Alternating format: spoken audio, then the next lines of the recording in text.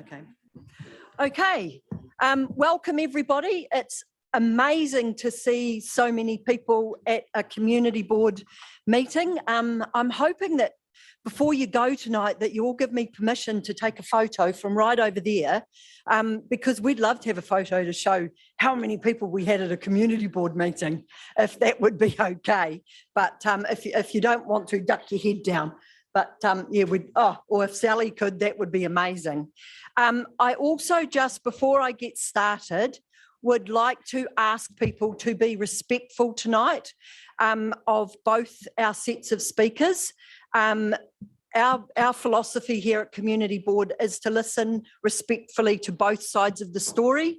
So I would really appreciate if placards and things were just kept out of the picture during the meeting. What you do outside, etc., is completely your business, but I would really appreciate if you were able to show that respect to both the speakers that will be speaking tonight in our meeting.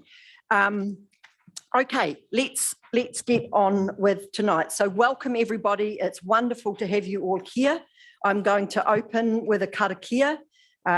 So here we go. Mā te whakapono, mā te tūmanako, mā te te tiro, mā te whakarongo, mā te mahitahi, mā te whakamomori, mā te aroha, ka taia e mātou. And that translates to say, by believing and trusting, by having faith and hope, by looking and searching, by listening and hearing, by working and striving together, by sheer desire and determination, by all being done with compassion, we will succeed.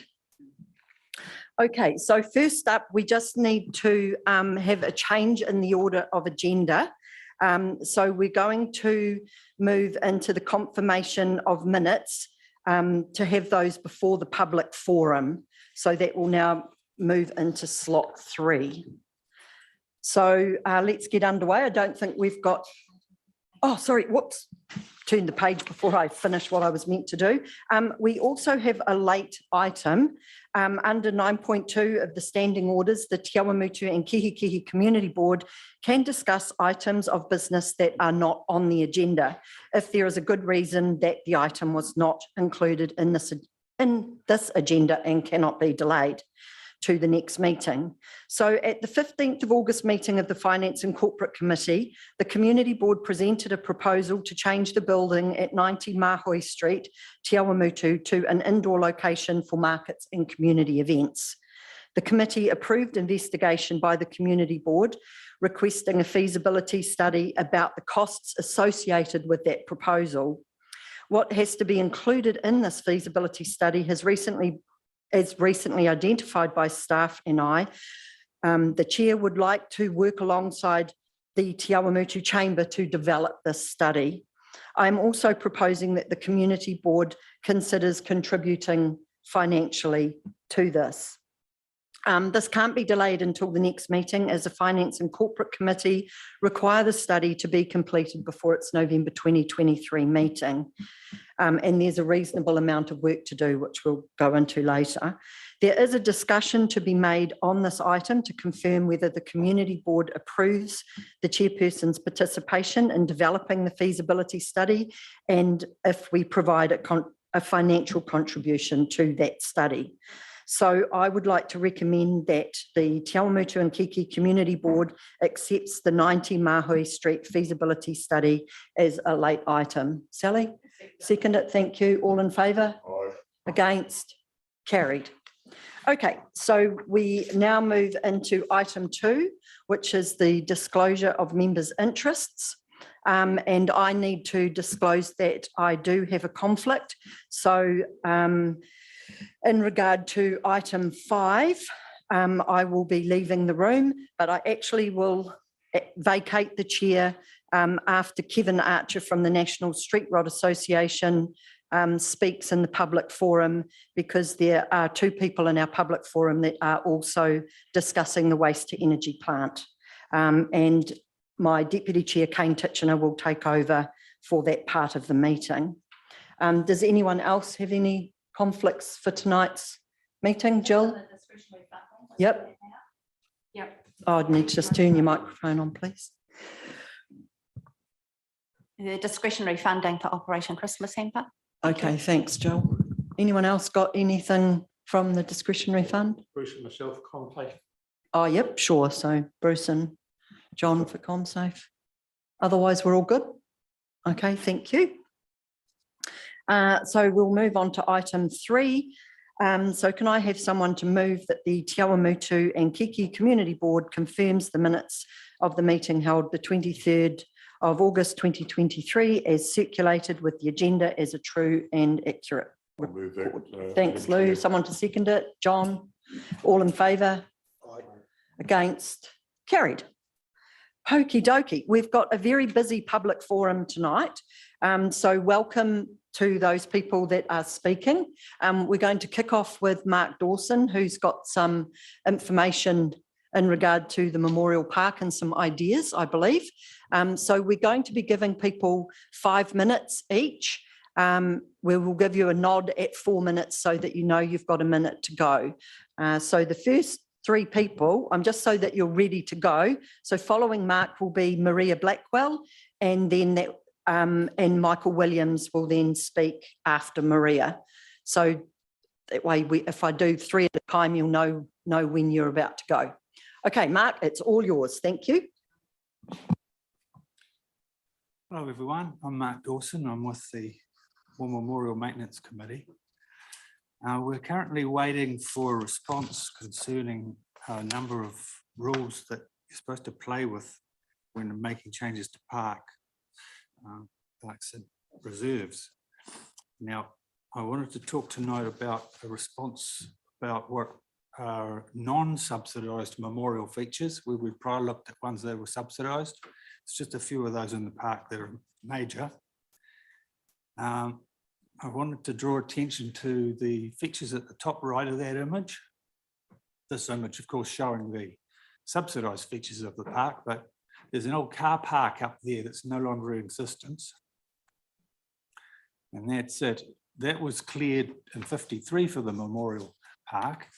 And there was a big sign there said, "Park here to visit, Waipa District War Memorial Park." That must have appeared later than '63, where this image is from. But that was put aside for memorial use. Interesting that they did purchase it back in 1930 to put a bridge across, but it only occurred in '89. That's what it looks like today.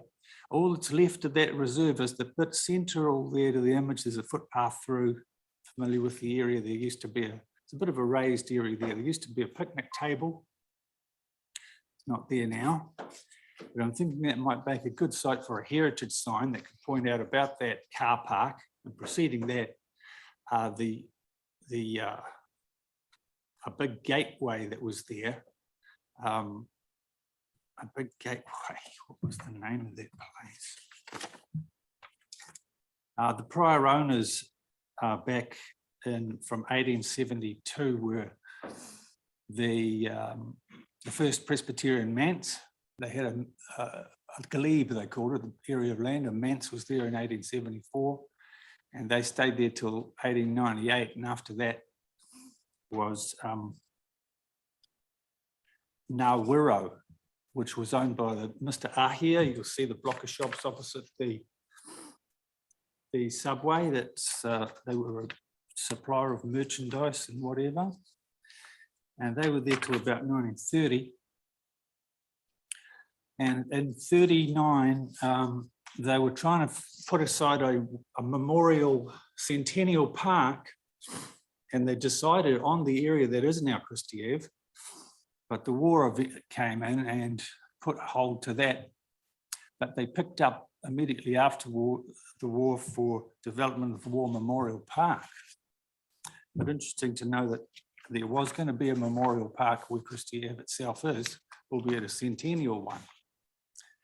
So there was a Ngawiro gateway that was a bit of a landmark at that site, and a heritage sign could point these things out.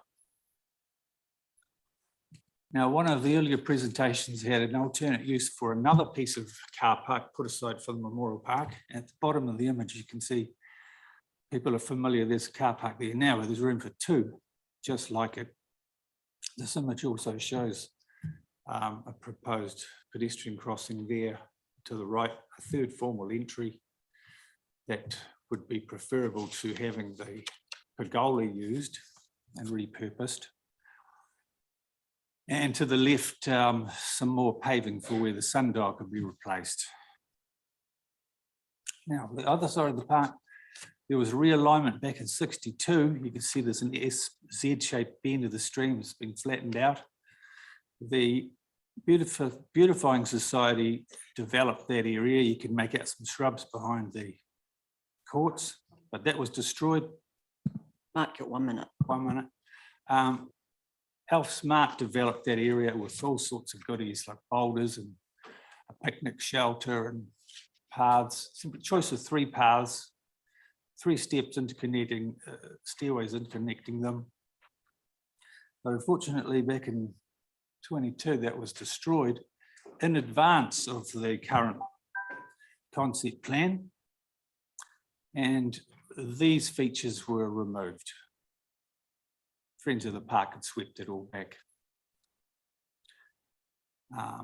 Now, lastly, pockets in the rocks. I wanted to point out that there are features in the original memorial planning plan that could easily be reactivated. Here's an example before and after. There's a pocket in the rocks there to keep formal planting to a minimum. Sorry, Mark, we've got to keep going, so thank you. Okay. Did any of the board have any questions for Mark in regard to what he's just shown us? No, okay, thank you. I'm sorry we've got to be so strict tonight, but we've got lots of people to see. So Maria, welcome. Thank you for joining us. There's a little button on this thing in front of you, the microphone, and if it's green, you're still good to go. So. Thank you. Hi, I'm Maria Blackwell from Arahina. I would like to read a number of quotes from the Awamutu Courier concerning the War Memorial and preserving it as it is.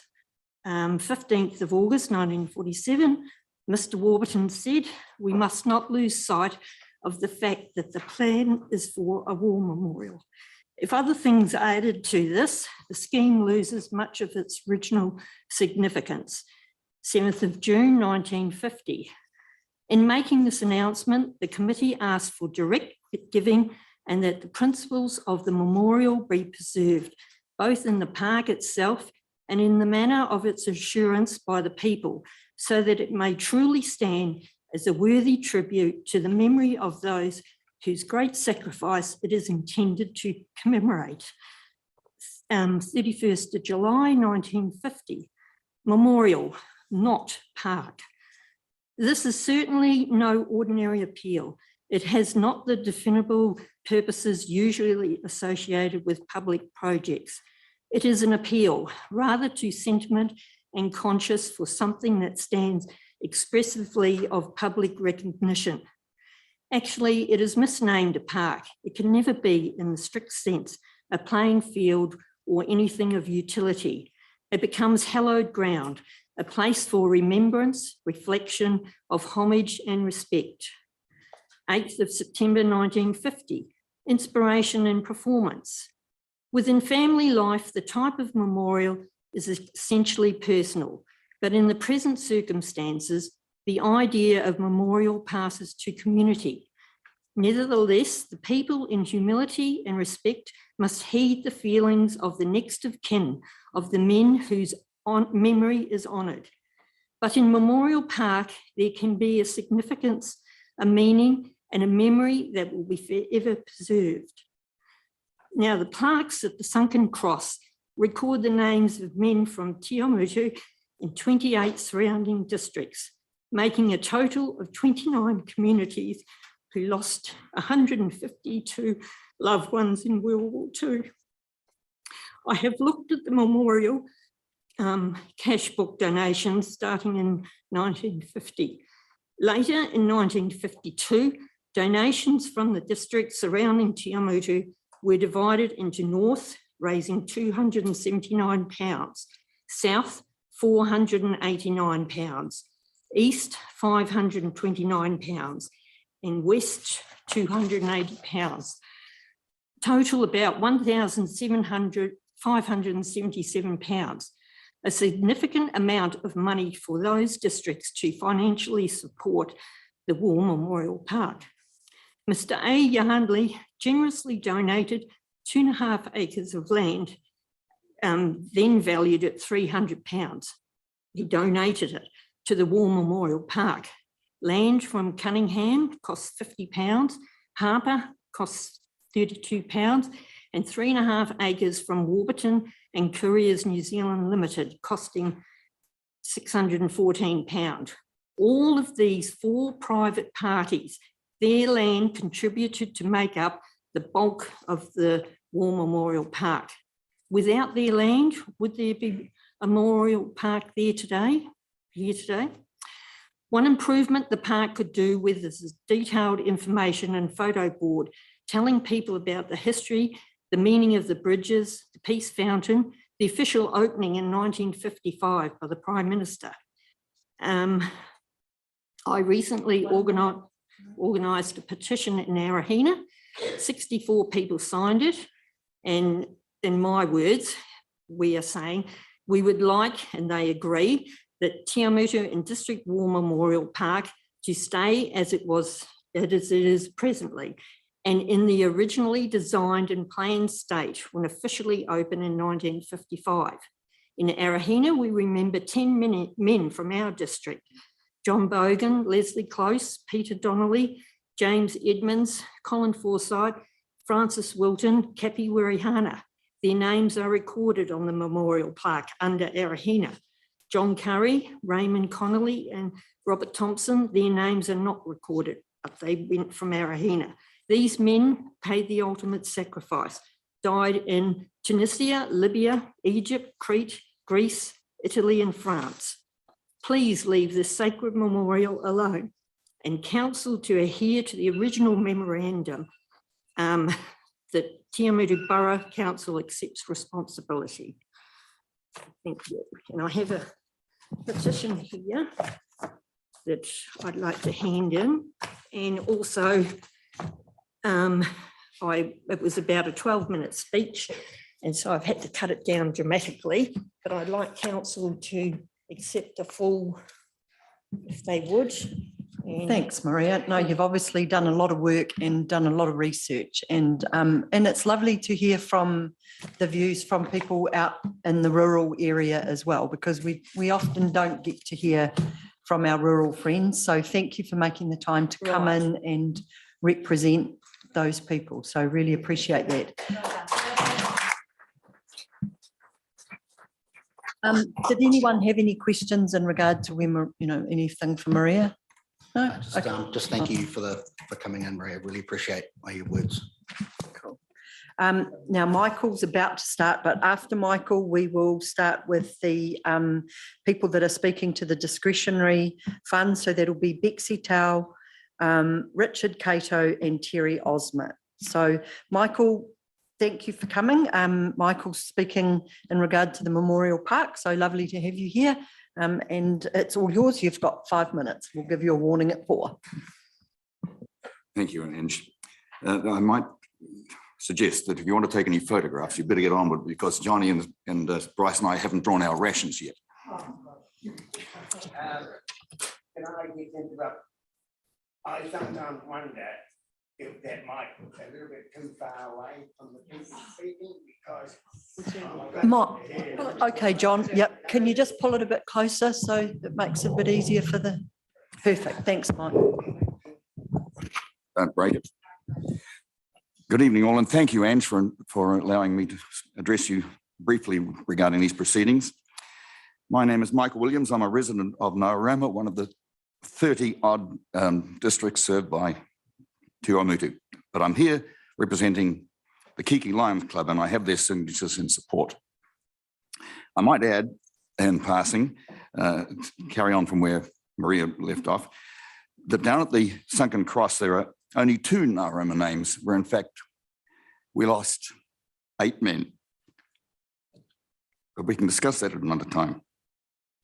I also see that I'm that you stipulate that I can only speak on behalf of one group of people. So I'll have to keep my remarks concerning the Lions Club only.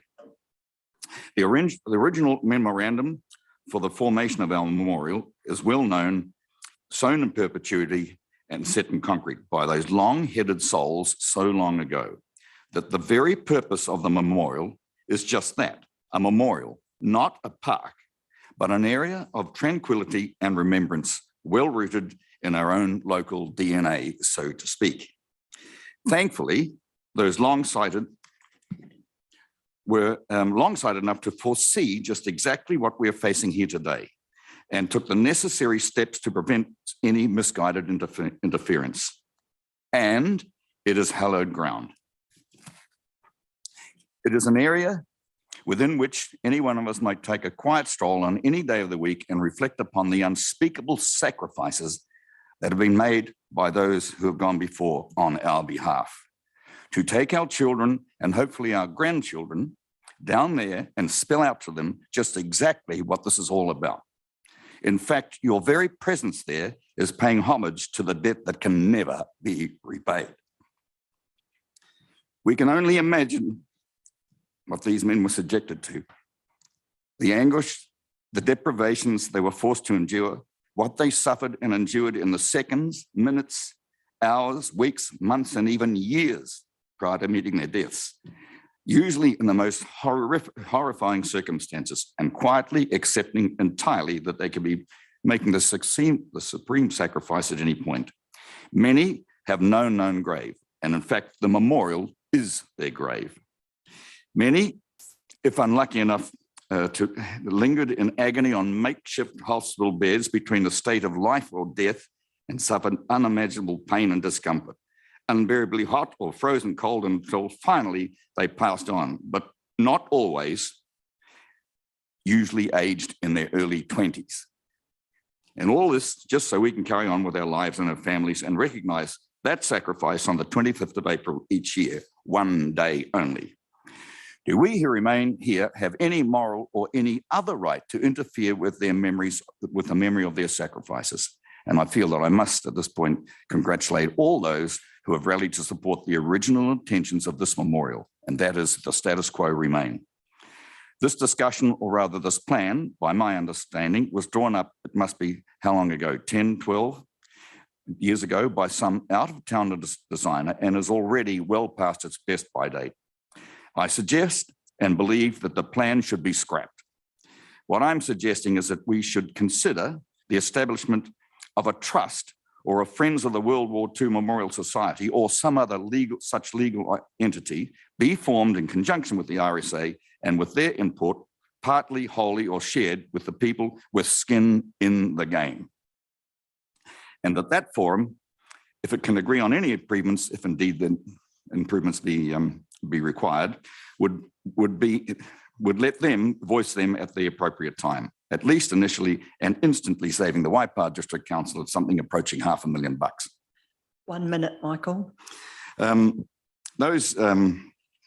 you, Ange.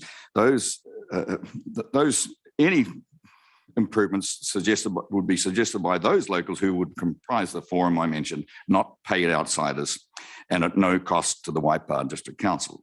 What we do not need are professional and dramatic plans drawn up by those with no skin in the game. It is our memorial, and it has no business being dramatically interfered with by anyone, especially professional outsiders. And that any minor changes considered remain well within the parameters originally laid down. Last Sunday, I had the pleasure of watching young boys enjoying and operating their model remote-controlled toy boats on the lake, and what a thrill that was, and long may it be so. Thank you for listening. Perfectly timed, Mike. Thank you. Can I ask a couple of questions? You need to hop back in the hot seat, please, sir. Thank you, Mike. You know who I am, so I don't have to say too much. One of the key issues for me is those people are missing from Nauroma. We're actually talking of upgrading the plaque. Now, I want to ask you and the people here whether they would accept the fact that we will bring this from World War II to current deployments. because we at the moment do not have a memorial that brings up to those of us who have been in the current deployments from Afghanistan, okay, Timor-Leste, etc. And I do think that has to happen. And in doing that, we could probably resolve that issue of yours with the 2 or 3 members on there. The other thing I wanted to just mention that we do recognise that the bridges are an integral part, and they're going to be named, as they were always named, as Achilles, Contact and Kiwi. That's the Army, Air Force and Navy bridges. So they are getting recognised in that. So, and we are having the fountain resurrected. So the fountain will at some stage be implemented and operated. Well done, Lou. Thank you. So we're trying to work on it. But as I say, I do agree with some of your philosophy, but we'll leave it at that. Thank you. Thank you, Lou. Thanks, Lou. Did anyone else have anything? No, thanks, Mike, for that very heartfelt and passionate presentation. We certainly, it's great to be reminded of what those men sacrificed. So thank you. It's really relevant to the War Memorial Park. So thank you. Right, I must have, who have I got here next? This must be Mr. Cato, is it? Because you don't look like Bexy. So is Bexy here? Bexy Tau from the Mangatauteri Pirongia Eco Corridor? No, okay, all yours, Richard. Have a seat, and you will. Oh, yep. No, you're welcome to stand. You just need to push your button on your speaker there. Yep. So Richard's from the men's shed. So away you go, Richard. Good evening, Madam Chairperson and fellow councillors. My name is Richard Cato, Chairman of the Te Awamutu Community Men's Shed. With me tonight is shed member or Sheddy, as we are known, Malcolm Pirano. The Te Awamutu Men's Shed provides men with somewhere to go, something to do, and someone to talk with. Men are known to have smaller circles of friends than women. So the shed offers opportunities to foster new friendships outside the social circles that their partners establish. Many couples find that after retirement, the shock of suddenly being with each other every waking and sleeping hour can cause friction. So the shed is a great place to escape the stress of the underfoot syndrome. And the result is that women are amongst the most ardent supporters of the shed. Men can come and have a yarn and a cuppa if that's all they're looking for. Members of the men's shed come from all walks of life. The bond that unites them is that they are men with time on their hands and would like something meaningful to do with that time. The hands-on social activities for shedders in turn reduces the potentially destructive forces of loneliness and social isolation. The shed provides a safe and busy environment where men can find an atmosphere of old-fashioned mateship. It's a man's space. The men's shed movement has become one of the most powerful tools in addressing health and well-being, thus helping men to become valued and productive members of our community once again. We have over 40 men members belonging to the shed, each coming and going of their own free will. The members are proactive in supporting the community with projects covering anything from ComSafe to schools, to kindergarten, after school care, to riding for the disabled, and the list goes on. The demands on the shed are ever increasing, now to the point we have to make some decisions on the redevelopment of our footprint at 132 Rayburn Street. All of this costs money, and to begin this process, members have produced the book Sheddies, which contain stories and tales written by the men. To maximise the profit from the sales of this book, we are seeking the council's support to assist us in paying the printing costs, the details of which you have in front of you. The men have professionally completed all the formatting and editing themselves. Sales of the book will be through local outlets and the 150 men's sheds throughout New Zealand. We trust that you will look favourably upon our application and support us in this worthwhile adventure. Thank you. Just add a little bit of a note there. That's volume 1. There's still 2 volumes to go, and the more men we have at the shed, I guess it goes on after that. So thank you for your time. Too many stories, Richard?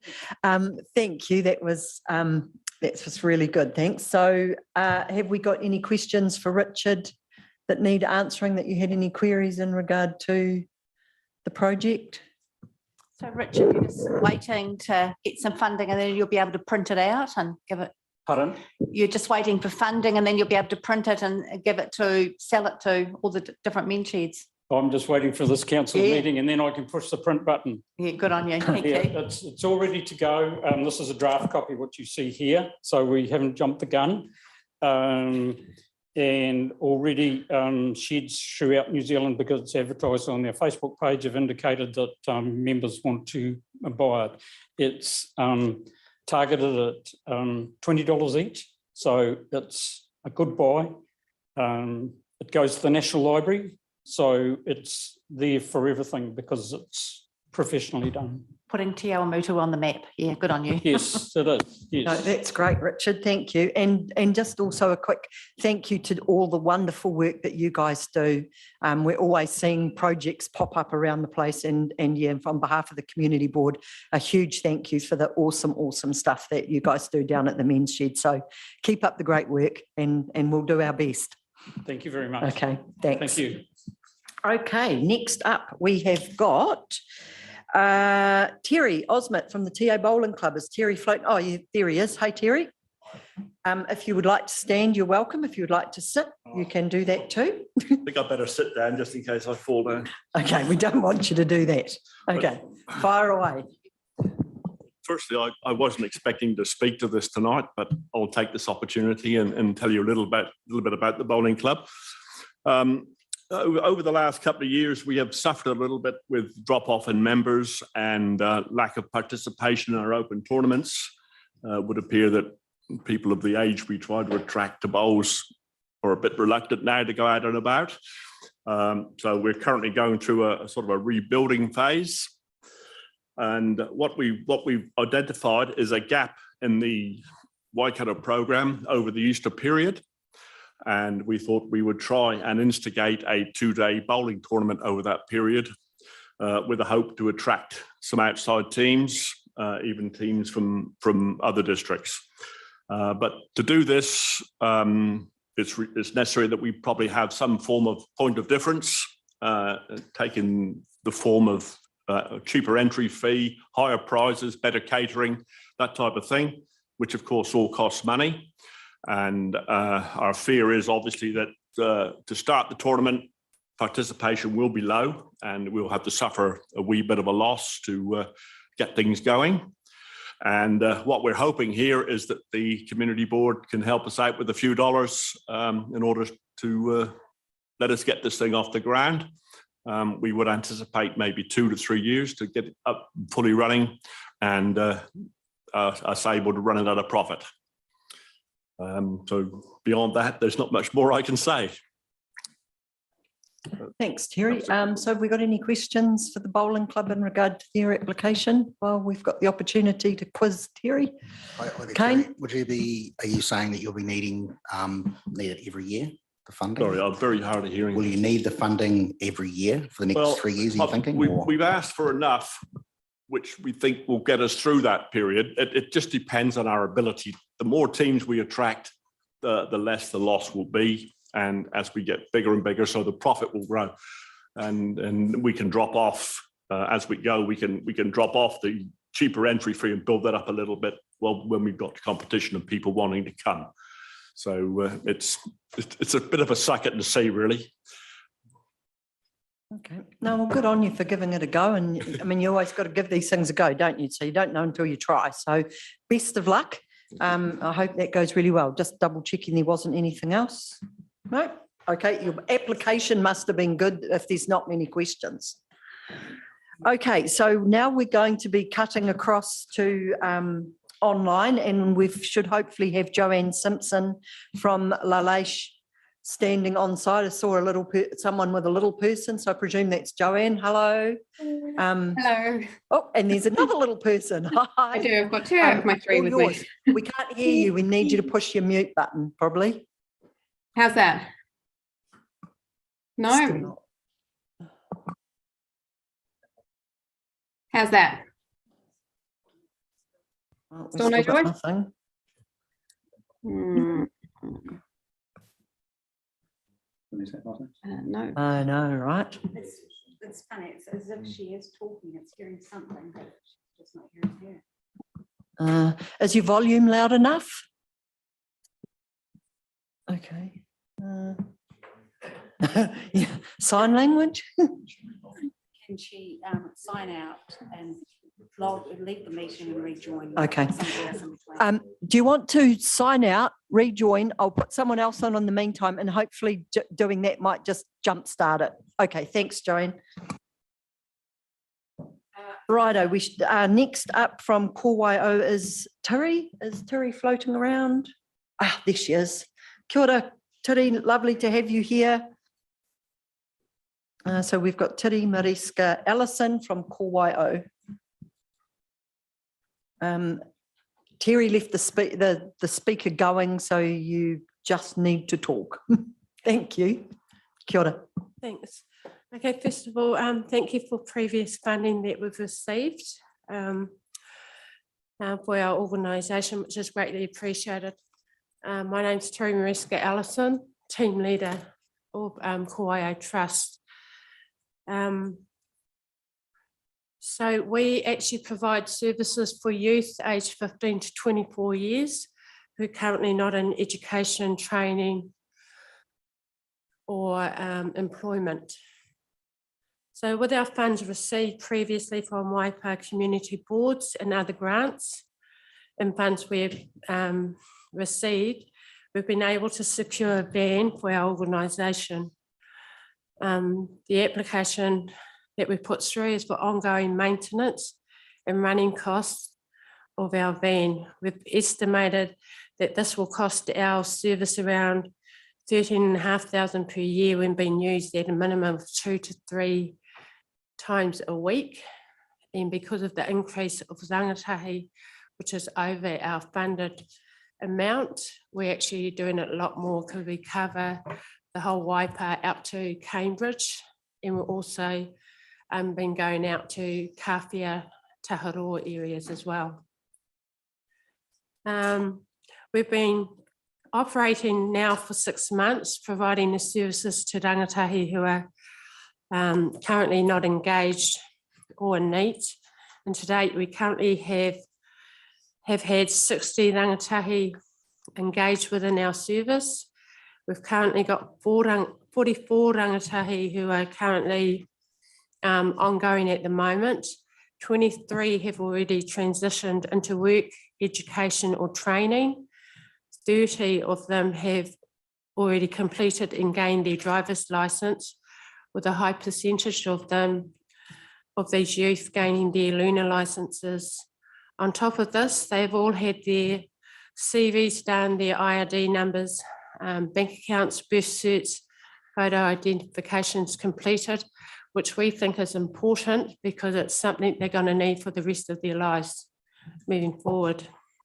We've provided them with opportunities to participate in programs that we've organised to gain further knowledge and understanding, such as KiwiSaver, what this means and how it works, electoral rolls, what this means for them when they turn 18 years, first aid with St. John's, budgeting and financial knowledge with ASB Bank, haora and wellbeing with BFT, which is body fit training at the gym, and mental health assessment, where we have a mental health registered nurse, and we also have a registered practice nurse who gives them education around sexual health and contraception options.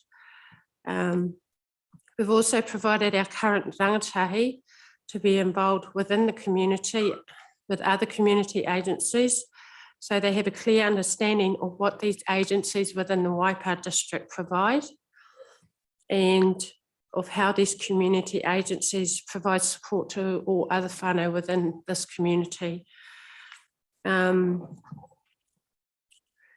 We've completed this by engaging our rangatahi regularly and planting of vegetable and fruit trees out in the community.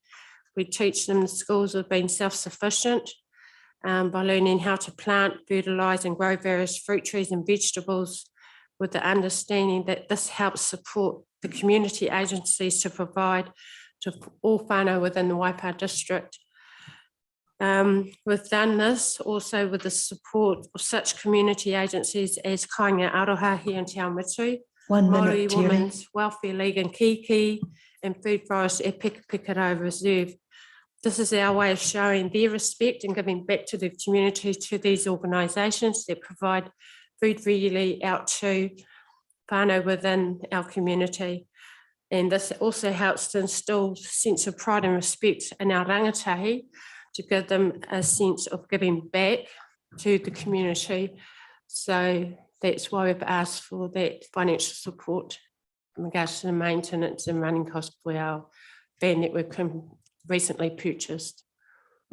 Sure, thank you. Great, kia ora, thank you, Teddy. Has anyone got any questions that they would like to ask in regard to that application? Sally? Love what you're doing, and I think it's invaluable, and we are very fortunate to have it here in Te Awamutu.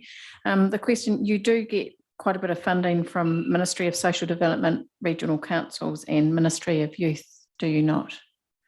We do get some funding, and we did include purchase of vehicles, which we did get 2 within that funding, but we realised we actually need a van because sometimes we're taking, could be a maximum up to 8 to 10 rangatahi at one time, rather than taking 2 cars. It's easier to transport them with a van, and we may be taking, you know, plants, vegetable plants, soil, spades and everything else out. And it depends also where we're picking them up from, because we can go out to Cambridge, out past Kihikihi, out towards Kawhia way, just to pick them up. So that's like, could be an hour or 2 hours. We were splitting staff up just to pick them up in one area. Okay, thank you. Okay, thank you. We're going to jump back to Joanne Simpson from La Leish, and then Joanne will be followed by Janet Buckingham, which who is also, who is also online. So Joanne, can we hear you this time? I hope so. I think How's so. that? Still no luck? Okay, looks like we have a technical glitch at our end, I'm guessing, because I understand other people online can hear you. Let's I'm just jumping in to say yes, I can just hear. jump to Janet and see if we can hear her at all, or if it must be something here, I'm guessing. Hello, can you hear me? I can hear Joanne. I can. Okay, what I'm going to do is just hold all of you lovely online people for a little bit longer so Kieran can have a little bit more of a tutu, and hopefully we will get you back shortly. So we can move on. I'm going to jump to Chris Kay from the Te Awamutu Rotary, and then we've got Jenny Murphy-Scannon from the Riverlea Theatre following Chris. So is Chris floating around? Oh, hi Chris, welcome. Great to have you here. So all yours in regard to the Te Awamutu Rotary. Thank you. Thank you, everybody. I'm here representing Te Awamutu Rotary. Te Awamutu Rotary is a not-for-profit charity that's been operating in Te Awamutu and Waipa for the last 78 years. I'm here tonight to instill in your assistance in putting on a Rotary Christmas parade. We've held the Christmas parade now for the last 5 years. We have a wonderful sponsor who helps us out with a bit of financial help, but also a lot of assistance in kind. They provide the float for the centre and a lot of other admin assistance. But one of our major costs is, of course, advertising, and the other cost that we have been stung with this year is insurance. In the past, insurance, our insurance has been covered by Rotary New Zealand. That policy has now lapsed, so we now have to use a policy that covers the whole of Australia and New Zealand. And one of the catches with that policy is that if an event involves motor vehicles or road closures, then there's an additional cost, and we're going to have to fork that out this year. We did a recent survey of the commercial district, because the commercial district is impacted by the road closures on the day of the parade. And we asked them two questions. One was whether they felt the parade was a good idea. And the other question we asked was, did they have a preference for having the parade on a Saturday or a Sunday? The result was that there was nobody who thought the parade wasn't a good idea. Half the people who had a preference felt that Sunday was better than Saturday. The other half didn't really care whether it was on a Saturday or Sunday. And that backs up our decision last year to change to having it on a Sunday rather than a Saturday. We believe that the Christmas parade is a worthwhile community event. It's a celebration of our community, of Te Awamutu, of Waipa. We usually get a big crowd that enjoys seeing the floats. We don't charge for floats to enter the parade.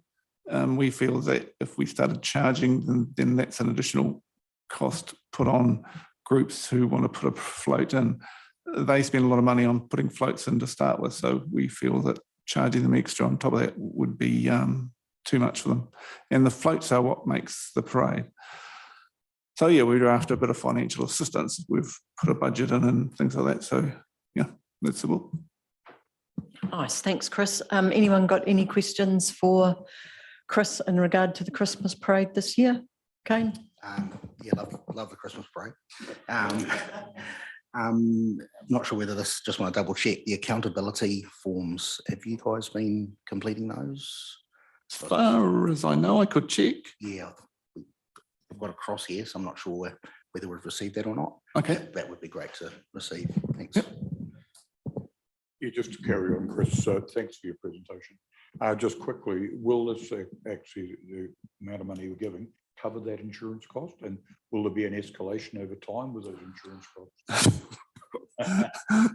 How long is a piece of string? What we've applied for will cover the insurance. From what I've been told, the increase won't be substantial next year. It's just quite substantial this year. Yeah. All to do with public liability and risk, and they perceive that events with motor vehicles and road closures have a higher risk than just a sausage sizzle. So yeah, nothing we can do about it, unfortunately. Thank you. Anyone else?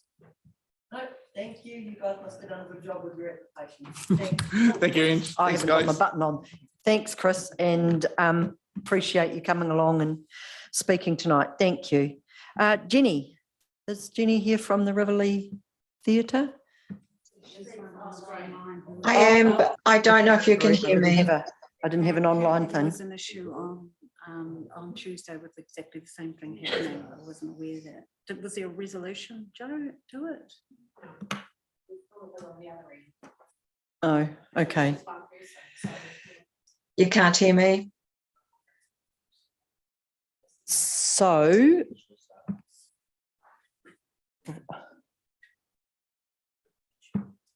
Well, that's happened already once with Joe from the Lash, and that hasn't happened. no, but what about restarting our end? Cancelling the whole meeting and restarting it could take quite a few minutes. Okay, might take too long. So I think it sounds like we're going to have to say we're really sorry to the online participants.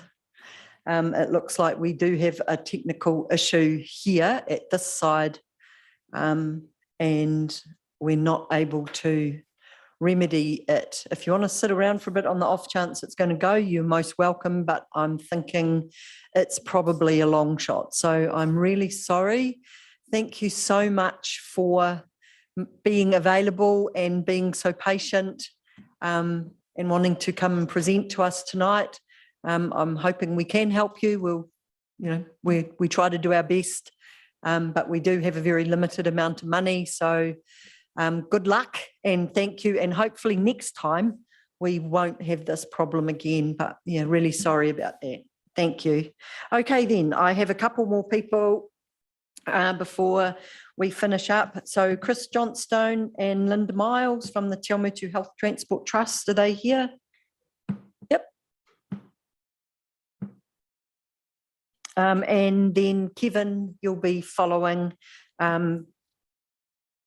Chris. So thanks, Chris. Grab a seat or stand, whichever you're comfortable. Your speaker is on, so you don't need to worry about that. It's all yours. 5 minutes. Take it away. Thank you. Apologies from Linda Miles that she couldn't be here. I'll be very brief. I think everyone knows what the community health shuttle does. It transports people from Te Awamutu in districts to health appointments in Waikato hospitals, including Kihikihi. Recently, we're faced with an unbudgeted expense. It's not a huge one, but our coordinator had an infestation of ants in our printer, and so the printer packed a sad and doesn't go any longer. So what we're looking for from the discretionary fund is a modest amount to replace our printer with a modern multifunction laser printer. Coordinator does a lot of emailing and scanning and what have you, so it's important that that person has a modern and up-to-date and functional printer. So that's what we're looking for, support from the community board for. I won't take any more time. Yep, no thanks, Chris. Is there any questions? Jill? So Chris, the ants have all gone now? The ants have gone. And we now have a new coordinator at a different site. And so squashed ants don't replace. An ant-free site. Just thank you very much, Chris. Have you got a location to get rid of your printer? Because we've got e-waste. I think the printer has been disposed of. This happened a little while ago, and the present coordinator has been using her own printer on a limited basis. Okay, but thank you very much. I certainly consider if that printer is still in evidence, I will take it up on that. You know where to leave it. Yes. And I certainly would like to support what you do. It's very essential. Thank you. Does a great job within our community. Thank you. Thank you. Okay, thanks, Chris. Kevin, and I'd like to welcome Kevin Archer from the National Street Rod Association. Thanks, Kevin. Thank you, team, and thank you, Community Board, for this opportunity to speak. It's quite humbling listening to all the applications that have gone on before me, so I hope this one lives up to the same quality. I'm Kevin Archer. I'm from National Street Rod Association, Waikato. I'm a local resident. We're based out of, my wife and I are based out of Ohaupa, and my wife is our National Secretary Treasurer. We're a small group where there's only 23 of us in the Waikato region, and we represent a group of classic car, American car enthusiasts, vintage car enthusiasts nationwide. And over Labour weekend, we run a national event where we bring all of our group together for our nationals. This year, we're hosting this event here locally. We are based out of Waitomo, and we are housing just about all of our members in the local Waitomo township. We're expecting 160 already registered for the event. And then throughout the weekend, we'll be taking them throughout the Waitomo, Te Awamutu, Waikato region. We have an event for them on the Sunday at Kawhia, where we'll host them for lunch after a mystery cruise. And on the Saturday, we bring them here into Te Awamutu. And in association with the Te Awamutu Rod and Custom Club, we're going to promote our cars and our passion. And we're going to have what's called a show and shine event based at the Awamutu Rod and Custom Club grounds. We then put all of our members into the township and say, hey, go and enjoy the town. So they'll have a little mini cruise that they'll do on foot throughout the local shops and the local business district. And then that afternoon, we're taking them away for another mystery cruise around the local area and for a bit of a brief driving game occupation. They'll get onto one of our members' farms and have a bit of a driving game that afternoon. We're hosting them at Waitomo Chalets, and we're feeding and entertaining them each evening at the local Roselands conference centre. So what we're applying for application and funding is actually to assistance with the busing, because we're going to move these guys by bus to and from the centre both nights. And obviously we want them to park their vehicles up and enjoy the night and move them by bus as opposed to them driving their vehicles or any other approach. On Saturday night, it's a general entertainment night. And then on the Sunday, we have prize giving and our annual general meeting and a little bit of a quiz night. So it's something for the team to enjoy. The Motoring Association now has grown a little bit, but many of our members have been with this group for well over 40 years. So it is very much a family fun, our community. With members already registered from Christchurch, Northland, Wellington, many from the Taranaki, and quite a few from the Dannevirke, Manawatu area. Many of our members in the Waikato region are Waipa based. About half of our 22, 23 members are Waipa based and are active amongst the other parts of the hot rodding community and the classic car community in the region. So in summary, that's what we're looking to apply for funding on. We've done some rough cut numbers on the potential benefit for the community, and at a class 2, class 3 level, plus or minus 30%, will return about $100,000 over the weekend back into our community through accommodation, food, travel, fuel, so forth, that the community will benefit from. And we hope that we'll see a similar sort of investment next time we run it. The last time we run this event was in 2016, was the last time it sat for us in the Waikato, and that was based out of Cambridge. So Waitomo looks to be a fantastic venue for us to do it, and with the assistance of their 2 metre Rod and Custom Club to do it here in TA, have the show and shine in there with what we hope will be at least 100 cars, will certainly make that Saturday morning of Labour weekend really buzz and bring some interest into the town. Hopefully, you'll see a whole heap of these posters throughout the next few weeks in the region. 1 minute. And Kevin. with luck, that'll bring a lot of people down to have a look at the event. We've set entry at a gold coin only, and we'll work with the TA guys. We'll probably put that benefit back into a community charity that those guys support. The idea, such a low entry fee, is to actually get people to come down and embrace the show and shine, embrace the hobby. Nice, thanks. Thank Kevin. you, Jane. Appreciate that. Appreciate your have we time. got any questions for Kevin, Bruce? I haven't, it's not really a question, it might be a statement. Kevin, I think we're looking at the cost of hiring the buses and what you're asking you. That's correct. You're still going to dig into your pockets, aren't you, guys? If we have to, yes, absolutely. Because we're going to do it anyway. It just means that one of the opportunities we have to offset the cost of the event, because one of the things that happens with people that are in this hobby is that they will go to a few events per year and they'll target 1 or 2 as the key event. We like ours to be known as a key event, and they'll have a fairly significant spend to get here. So if we can, and we can give back to those guys in the way of fuel vouchers or registration cost remittance, that's what we'll do. But if we have to fund out of the buses ourselves, well, then that cuts into that budget. You said it's a national event. Is it held Correct. from the same venue each year? Or No, it goes around there's 8 regions throughout the country that are members, and it circles around those 8.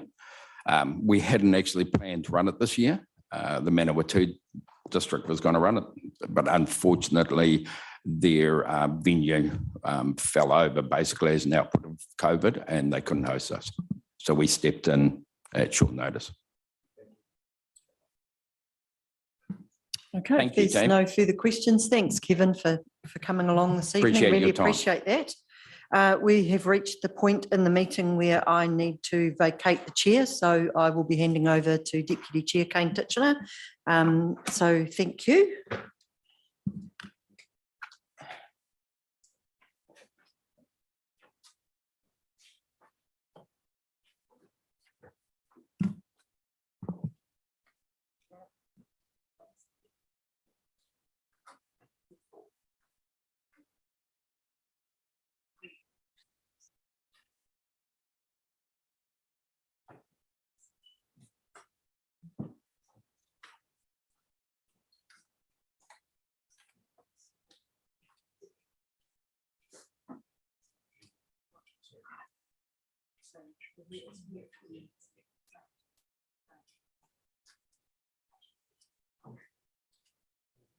Cool.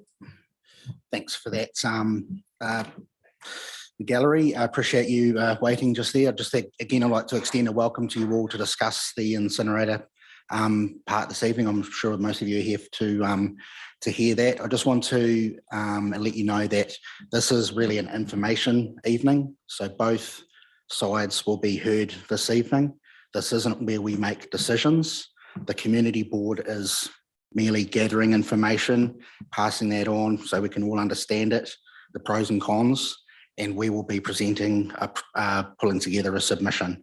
So you are all welcome to make a submission yourself. So just to be crystal clear, we are not actually making a decision on this evening, okay?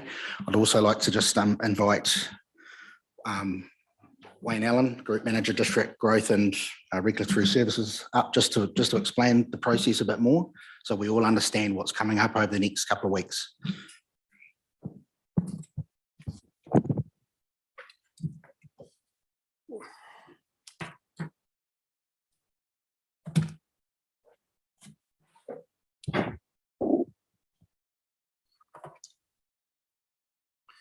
Right. Well, thank you, Mr. Chair, and good evening to you and to the board members. I'll try and speak up because there's quite a few people here. And good evening to the members of the public here as well. So my name's Wayne Allen, I'm a Group Manager here at Waipa District Council and responsible for growth and regulatory services.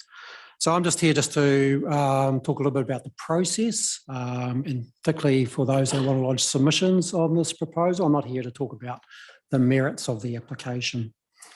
So just going over the application, Global Contracting Solutions, they lodged a resource consent application with Waipa District Council in December 2021. So it's taken a fair while to go through the process to this point. The process, so the proposal is to build a waste to energy plant located at 401 Racecourse Road, Te Awamutu. The proposed plant will incinerate 150,000 tonnes of rubbish annually, which will be used to generate electric power. Council sought further information on a range of issues, including acoustics, transportation movements, impacts on local roads, water infrastructure, stormwater overflow, and others. Council is, and I make this point pretty clearly, Council is legally obliged under the Resource Management Act to process the application and subsequent legislation. So by law, we cannot simply say no. And conversely, we can't simply say yes to the proposal. We have to go through a process. What we did say, however, in September 2022, was that the application must be publicly notified, specifically to ensure any member of the public or organisations could have a say by making submissions for and against the proposal. And we urge you to do that, as the Chair has just mentioned. And so can the board. They can lodge a submission to the proposal as well. The applicant initially requested a non-notified consent process. The Waikato Regional Council, remembering this is applications both to Waipa District Council and Waikato Regional Council, also concurred that the applications lodged to them would require public notification for the processing of their resource consent applications. And they have applications for discharge to air, discharge to stormwater, deposition of clean fill. The applicant accepted the public notification process and advised the councils to proceed with it, and that's what we're doing. So submissions are currently open and close on Friday, 13 October. There you go. Just a reminder, as there are two consent authorities, Waipa and Waikato Regional Council involved, if you are going to lodge submissions, be sure to lodge your submissions on the appropriate authorities that you're lodging your submissions on. So, for example, if you're lodging submissions on discharge to air, make sure you send your submission to the Regional Council. We have, as from Waipa's perspective, we posted out about 400 letters to residents and businesses in the vicinity of Racecourse Road advising the application, and the 4-week submission process has been public notice in the local paper about it as well. And in terms of the hearing and determining of the application and submissions lodged, I want to be clear about this. It's independent hearing commissioners that will be accredited resource management decision makers. They will be used, and a panel will be established jointly with the Waikato Regional Council. So there's only going to be one hearings process for efficiency purposes. They will be the decision makers. The councillors, Waipa District councillors, and also the board members are not the decision makers in this application. Neither are Waipa District Council staff processing the application. It's being processed by an independent planner. They will be assisting with reporting to the hearings panel on submissions that have been made, the application, the merits of the application. Council has provided a lot of information on its website, so I do urge you to go and have a look if you haven't already. There is a link on the front page of the council website which says waste to energy plant. That will take you straight through to the entire application, submission forms, links to a series of frequently asked questions. So we've done some Q&As there, so help guide you. We've also had 3 media releases for this proposal since its inception as well. You can even type in 401 Racecourse Road into the Google search bar, and that'll give you the link to the website information. If anybody needs any assistance in how to lodge a submission, please contact our council's planning team. So that's probably it, Mr. Chair, from me. As I say, it's just on the process side of things. Thank you, Wayne. Appreciate that. Thank you very much. Okay, we'll try and now access Professor Paul Connaught, who's streaming in from the UK, I believe.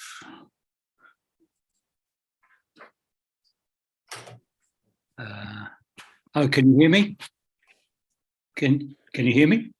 Doesn't seem to be working there, Professor. But what I have got, and I've got the okay to do this, is to actually read your presentation here. So, and then we can look at how we can get some questions answered or those sorts of things. So, yeah, disappointing for everyone. But I'm now going to read this presentation that Professor Paul Connaught was going to be giving. Now I've got it. I'm going to read it word for word. It's not my words. It's Professor Paul Connaught's here. So it's a shame that he wasn't able to do it. Okay, so presentation to Te Awamutu and Kihikihi Community Board, meeting 27 September. Why incineration is a very bad and risky idea for your community. My name is Professor Paul Connaught. I'm retired Professor of Chemistry, specialising in environmental chemistry and toxicology. I've been researching the issue of waste management since 1985. I have given over 2,500 public presentations in a total of 70 countries. I have helped citizens prevent the building of between 300 to 400 trash incinerators worldwide. I would like to share my knowledge on this matter with this community in several ways. 1, I will be providing the council with 2 PowerPoints, one giving the detailed arguments against incineration and the other providing information on an alternative zero waste strategy. 2, I will be producing a written critique of the proposal by October 13th. And 3, if provided the opportunity, I would also like to present via Zoom a 90-minute presentation to the public, as well as a more specialised talk for the farming community on the dangers incineration poses to agriculture, particularly to those producing grazing animals.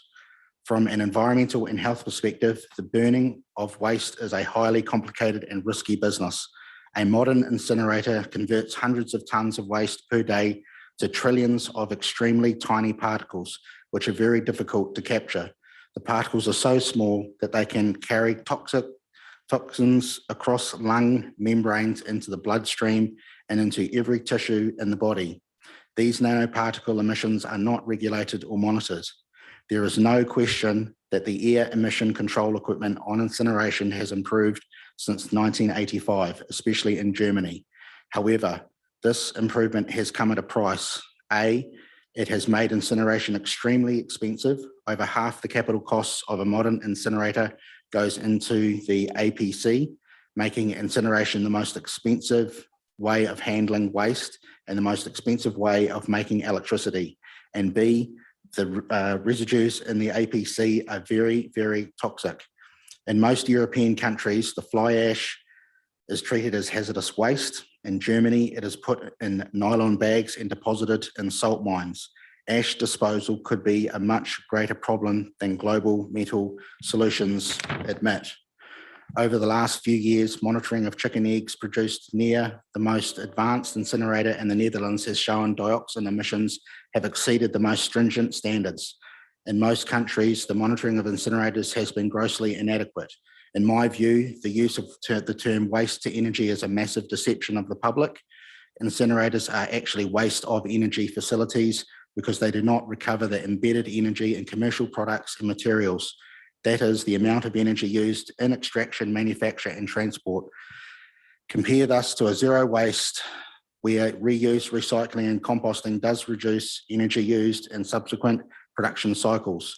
In my view, this project has the potential of being a disaster to the taxpayer. There are only two ways an incinerator can make money: A, with the sale of energy as electricity and waste heat, and B, a tipping fee. With a tipping fee, this is what customers, local communities will be charged for every tonne of waste they deliver to the facility. There are very examples of where incinerators make a profit from energy sales. So the burden of paying off the capital investment for this facility will fall on the tipping fee, i.e. the taxpayers. These facilities produce very little energy for the investment involved. This 400-tonne burner would yield the same amount of energy as 2 to 4 wind turbines. Finally, even if you made incineration safe, you would not make it sensible. The task of handling waste has changed dramatically from the 20th to the 21st century. In the 20th century, the task was seen as finding ways of getting rid of waste safely and efficiently. In the 21st century, the task has become how to handle our discarded resources in ways we can share some, if not all, of the value with the future. In other words, our task is not to get better at destroying waste, but to stop making products and packaging that has to be destroyed. We have to say to industry, we can't reuse, recycle it or compost it, you shouldn't be making it. Waste is a design problem. We need better industrial design for the 21st century. That is what the Zero Waste program is all about. That is the future. Incineration belongs in the past. 1 minute to go. Incineration and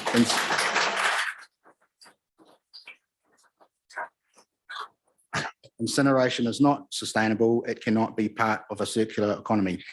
Professor Paul Connett, PhD, Brighton, UK.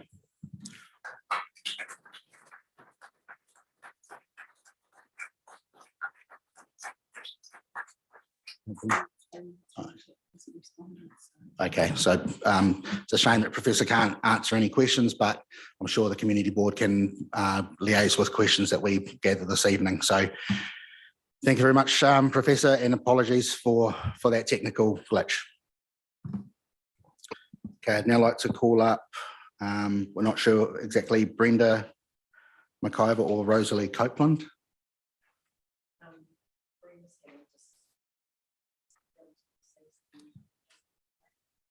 Okay, sorry to hear that.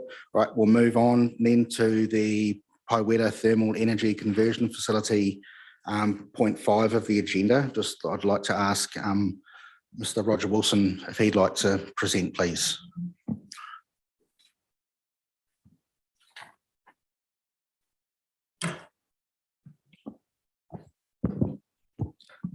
Thank you, Mr. Chair, and community board members and public. Thank you for the opportunity for Paiwera to present our proposal to the local community. The Paiwera project is something we've been working on for some time, which I think has been touched on with our consent first being lodged in December 2021.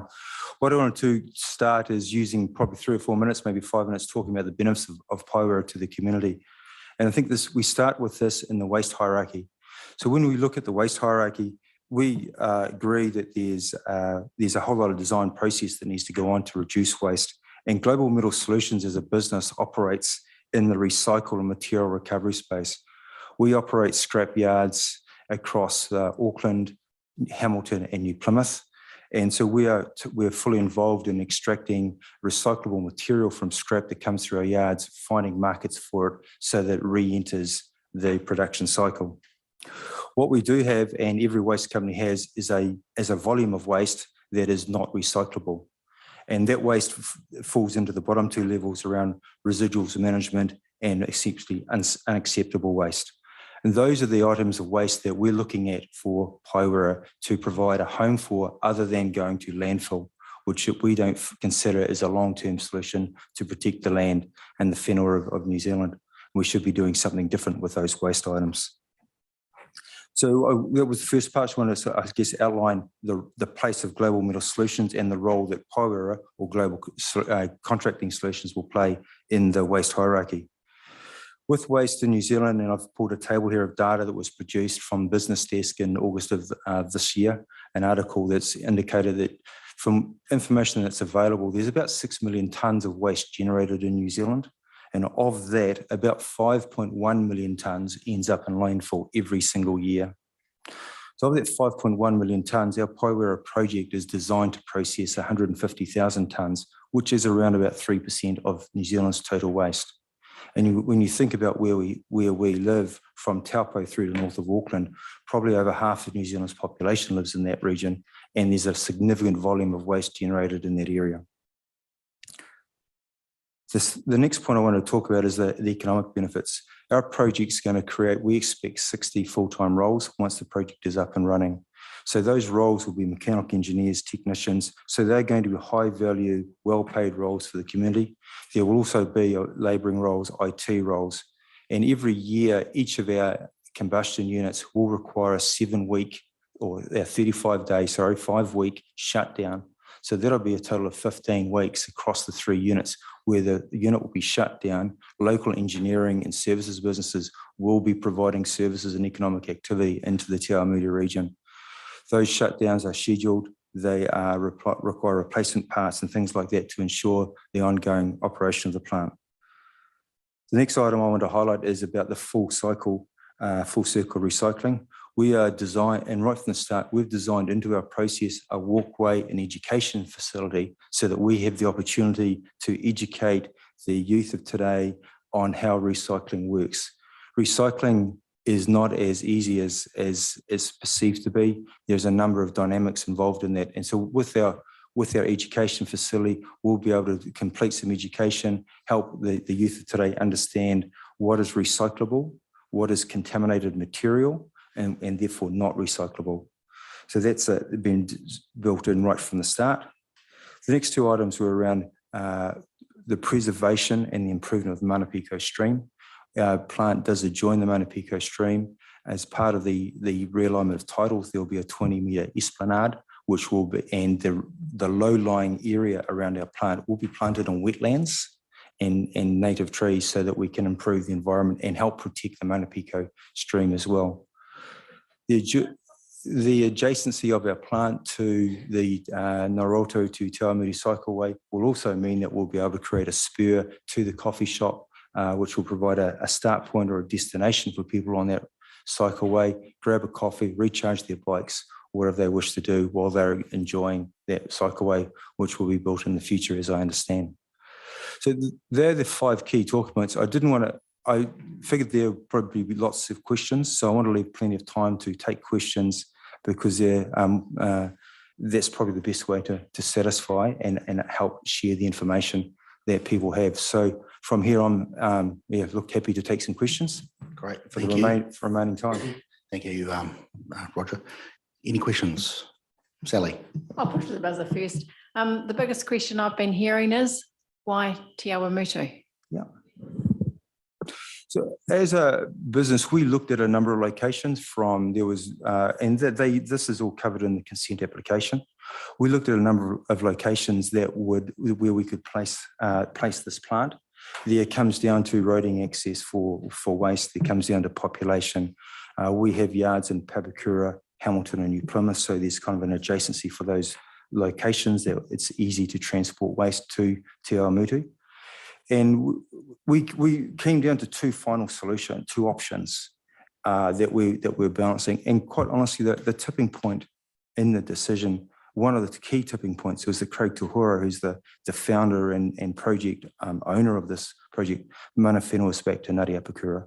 Craig wanted to make a difference and produce something and bring employment and improvements to his people, Ngāti Apakura, and that became a key point for Craig and his passion for Te Awamutu. Sorry, excuse me. Sorry, only the community board can ask questions, okay? Thank you for that. So just a quick question. Have you built this, one of these incinerators before?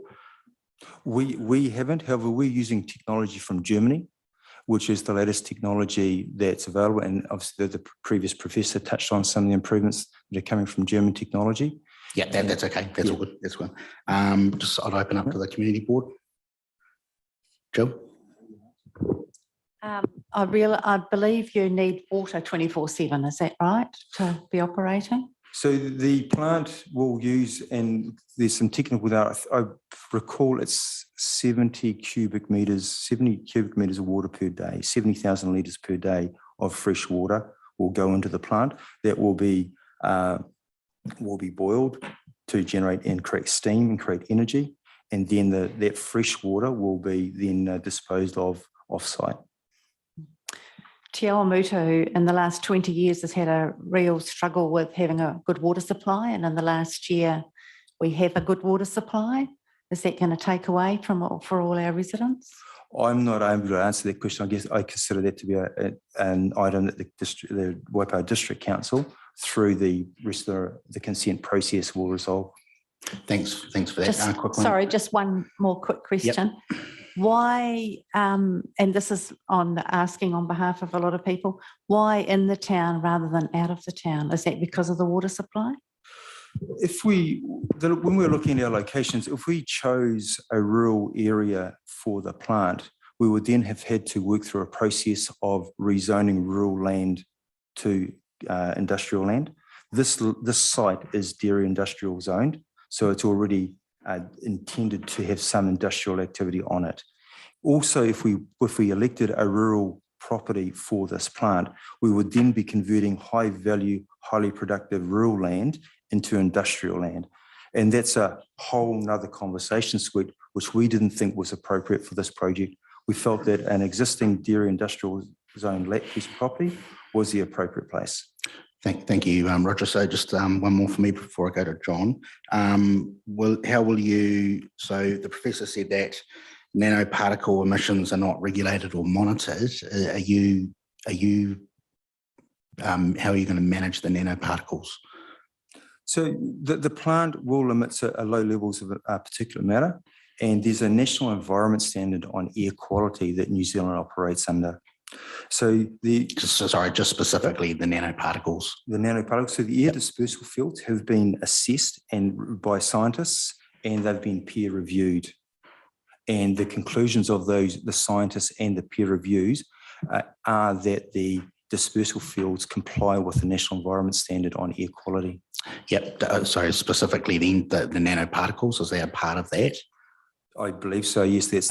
That's highly technical, which that's cool. So there's probably PhDs behind those guys' names. Yeah, cool. So we'll check that. John, sorry. John? Sorry, can you just, please. John, can you ask a question? Quickly. Are there any long-term benefits from the plant further down the track? So the outputs of our plant will be electricity. There'll also be hot water and steam.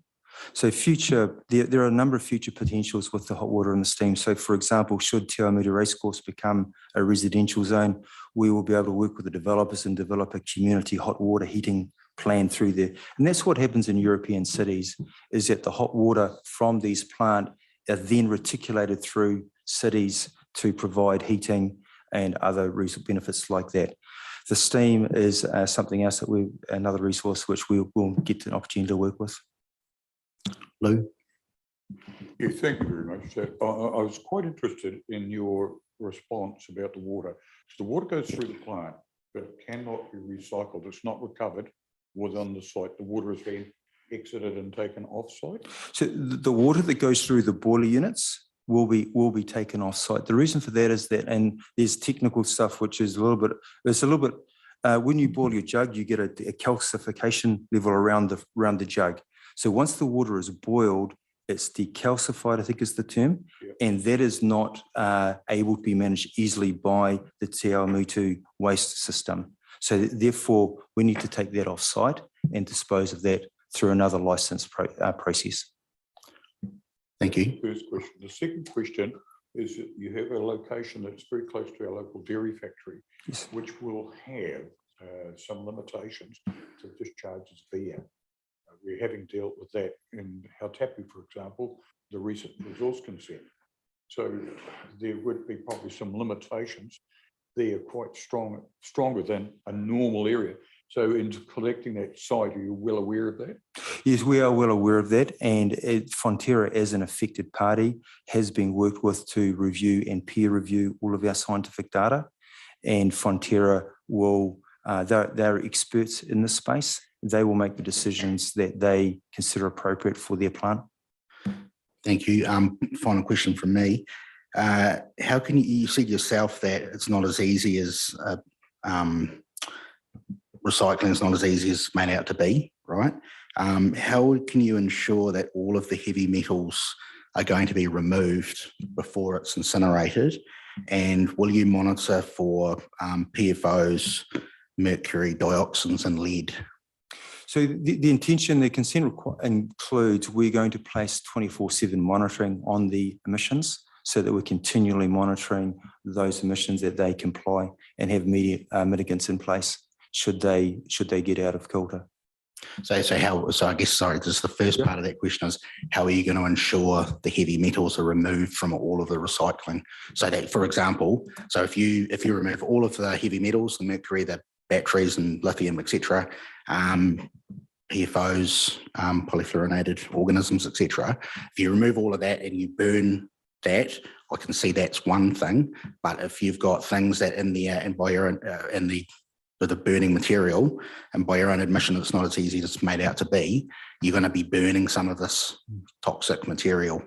So prior to the waste bunkers, there will be a complete recycling facility in front of that, which will have magnets, optical sorters, picking stations, where the waste will be broken up and then separated to capture those items that you're talking about.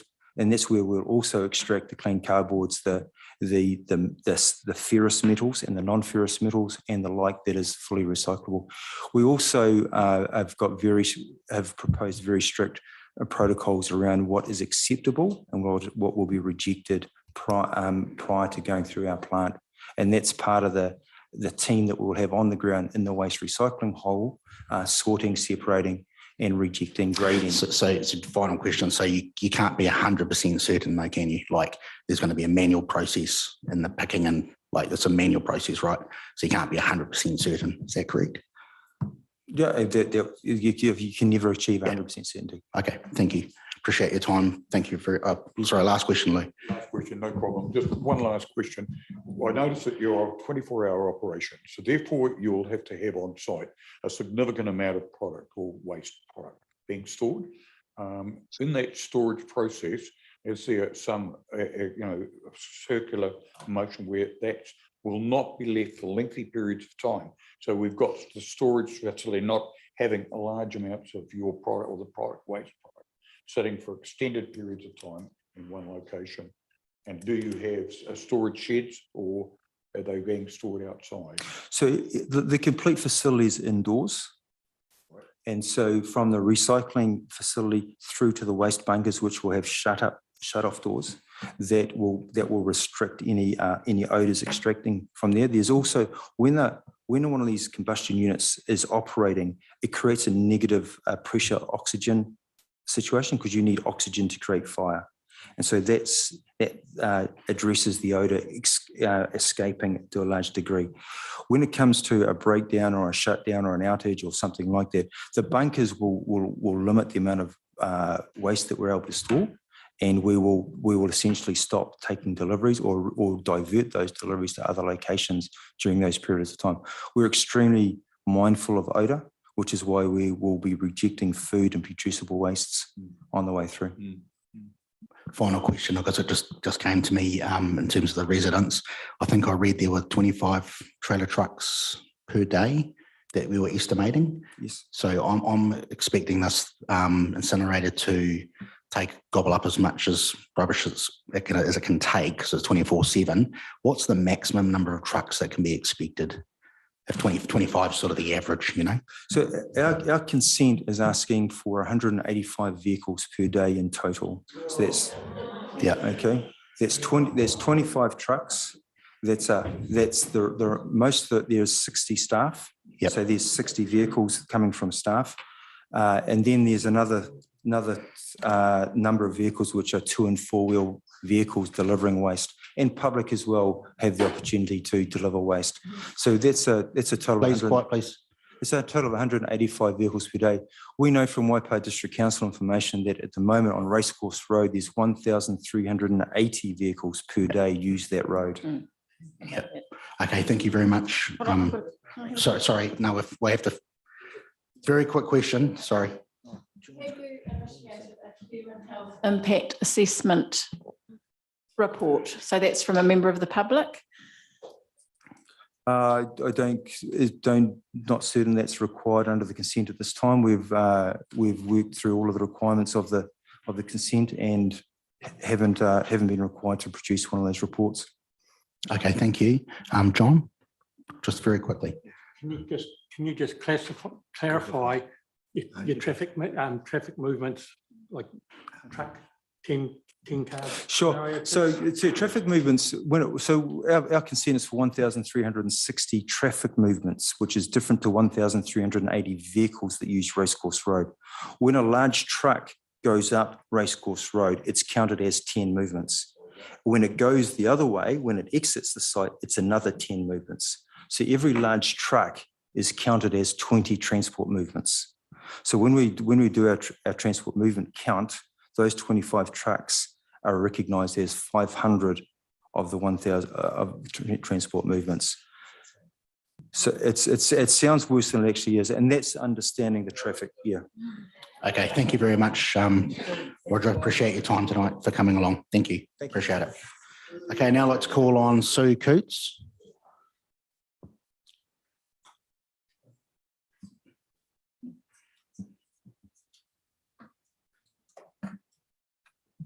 Thanks very much. So you've got 10 minutes, including questions. Thank you.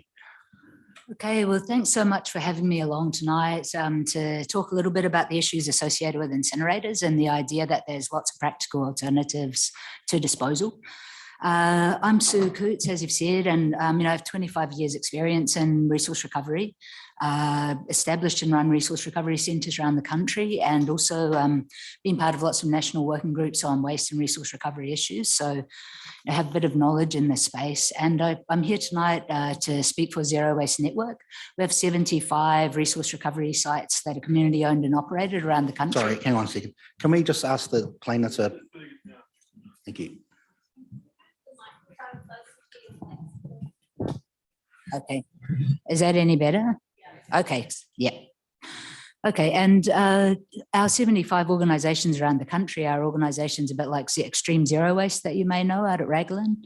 Collectively, we employ about 1,400 people, turnover about 91 million, and we put through about 230,000 tonnes a year of recycling and organic material. So, you know, a lot of small organisations around the country working in small towns, still managing to recover and divert a lot of material. Extreme Zero Waste diverts 75% of everything that comes through the door there. So that's, you know, if you think about this incinerator proposal, they're saying 480 tonnes a day, recover 80 tonnes a day, you know, you're looking maybe 20%. It's actually possible to divert much more than that if you use good processes for sorting and separating. The organisation that I used to run in Wanaka, it's a town of about 12,000 people, very similar to here. And we used to employ 50 people and turn over $3 million a year. So it's possible to have small community organisations running these facilities that can really divert a lot of material. Waiuku Zero Waste grew out of the local men's shed, and I heard someone speaking earlier, Richard, about the men's shed, a lot of social and environmental benefits associated with working with local community enterprises to grow something out of that that can actually have a lot of really great spin-offs for your community. So we're seeing a lot of these incinerator proposals starting to pop up. We've had a lot of our members, a lot of councils come to us and say, can you help us make sense of them? As you know, they're massive, you know, documents with a lot of information in them. And the main thing that I would say, you know, I'm not going to break down every detail of the proposal, but just a few high level things I'll bring to light. You know, that the company's proposals tend to overstate the benefits and understate the risks. You know, it's basically a sales pitch for the company, so you can understand that you need to really do a bit of digging to find your way through that. I guess the first page of the proposal tonight is, you know, a thermal energy conversion facility is another name for a rubbish incinerator. And so, you know, you have to work your way through these documents, and really it takes a bit of time and energy to think through all of the different implications.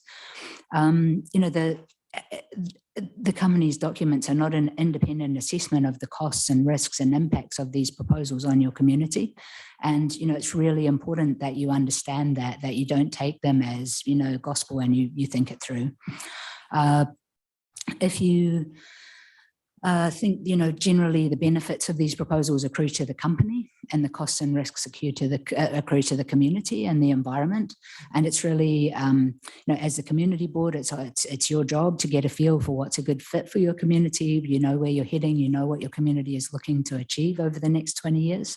And it's really important that when you're putting together your submission, you focus on what's most important to the people here in this place.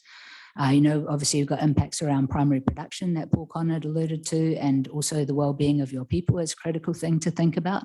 What stood out for us, and, you know, we just have a checklist when we look through these applications, we're going, have they covered off this? Have they covered off that? And, you know, I'd say that the impacts on the local environment and the health impacts are two big gaps that you really need to find a way of filling that hole for yourself so that you can feel reassured that you understand the implications. You know, the proposal really presents the option that you guys have as either or. Are we going to burn it? Are we going to bury it? And what I'd say is that, you know, that they're both the same thing. They're both disposal options. We're moving, as Paul Conant said, we're moving away. The world is moving away from disposal. We're going up the hierarchy. We're starting to think, how do we not make all this rubbish in the first place? How do we strip it out as we go along? And when you think about burning mixed rubbish, you know, you had a question about, you know, how can you get out the harmful things before it goes into the fire? You can't. Plastic, which goes through, you know, a big proportion of the material going through these things is plastic. 10,000 different chemicals involved in the production of plastic. When you burn those in an incinerator, some of them do disappear, but a lot of them recombine, and you end up with a lot of other complicated issues associated with the chemicals that come out of that. A lot of dioxin, you know, dioxin-like substances, which all of us know are problematic. Now you hear that the emissions are very low on a perfect day, and there's not anyone who's ever run a big machine or, you know, processing facility will know there's not that many perfect days. You know, you don't always have the ideal circumstances for your product to flow through, and we know that even the best of these facilities are emitting dioxin. It's landing in their local environment. Just past 5 minutes, just so if you want questions, just that's feel free cool. to carry on. Yeah, I've just got a couple more points. Yeah, so these facilities are not sustainable waste management strategies in the European Union. They've decided that incinerators are not considered to be suitable for public finance. They're not subsidising them. They see them because they undermine. They've been excluded from the things that you can consider to be economic, sustainable economic development because they're inefficient use of resources. Denmark's often been used as a poster child for incineration, but they're moving away from incineration. They're saying if you haven't gone there already, then you should really jump straight to recycling. And the last thing really to keep in mind is that this plant is going to create energy, but it's not going to be renewable energy. It's energy that's based on burning fossil fuels and plastics. And so you need to remember that, most of the energy that's going to be generated through this process is generated from burning oil. So it generates CO2, you're creating an emissions source in your own community. So yeah, happy to answer any questions that you might have. There's a lot of communities around the country who have faced these proposals, and they're working together to really think through the issues. One thing that I would say is that the current regulations and rules are not adequate for managing them. We don't have any of these facilities in New Zealand. In Waimate, there's a big proposal down there, and the local council and the regional council have both asked that the government call those proposals be called in so that they can be considered at the government level, because they don't feel they have the knowledge and expertise to properly assess them or to think it through. Okay, well, we've got 3 minutes to go. Yeah. Thanks very much for your presentation. Any questions? So it's correct, isn't it? If you burn the plastic, you get toxins in the air, but if you put it into landfill, it remains inert. Is that? Well, I guess the problem with plastic is it's oil-based. So, plastic is made from oil. If you put that into the landfill, it will sit in the landfill forever, which is not a great outcome, but it's better than burning it to emit, CO2 emissions, which are what's causing climate change. So people are saying that the burning plastics, you have two problems. They're made from a lot of chemicals, some of which are problematic, and you end up with those. You end up with those in the fly ash. You end up with those in the scrubbers and all the filters that are in the top, which so that all of that material has to be disposed of in landfill. And you also end up with particulate emissions, as the guy earlier said, which are problematic. Yeah, so you're better off to have it sitting in the landfill and not creating any further risk around climate change. Thank you. Any other questions? John? Methane. Yeah. It's worse than CO2. Yeah, methane emissions. You do get methane emissions if you put food waste into landfill, but these guys are not going. They're going to be taking food waste out beforehand, so that there's not going to be any food. They're not going to be avoiding any methane emissions from food waste. Question here around dioxins. So I'm not sure whether you know the answer to this or not, but we're obviously in a dairy farming area. What's the impact, to your knowledge, on dairy cattle with dioxins? Well, the evidence that we've seen around the world is that dioxins and other related chemicals tend to build up in the food chain. So they will, you have emissions from air, land on the grass, get eaten by the animals. I think Paul Connett was talking about the impact on chickens. They've had very high levels of chemicals showing up in chicken eggs. So the problem with dioxins is that they accumulate in system and they stay in your system. They bioaccumulate, and so go into the cow, go into the milk, go into the butter, go into the product that you're going to sell to your overseas markets. And so there's a lot of risk there. I think that's a really good thing for you guys to do a bit of research into and to think through, because primary production area, it's very important that, that your products are good to go into the market. Thank you. Any last questions? Final question from me then, just in terms of another resident sort of thing, I was just thinking of 24/7, this incinerator is being proposed to run. Yeah. In terms of noise, light, those sorts of activities. Are you aware of what's the impact? Well, I guess I don't specifically understand the implications of an incinerator as close to houses as this one is going to be, but I'd say any large industrial facility definitely have issues with noise, and it would be good to explore those and to think it through. Yeah, it does seem particularly close to residential is just from looking at the maps and things. Yeah, that's right. Yeah, thank you very much for your time. So really appreciate you coming along and giving another side to this. Thank you. Yeah, we have a lot of information on the proposal itself and a lot of detail around all of the different ones that we've worked on around the country. So if you guys are interested in knowing anything specific, then feel free to reach out. Yeah, Thank you. We're happy to share what we've learned. Appreciate that. Thank you very much.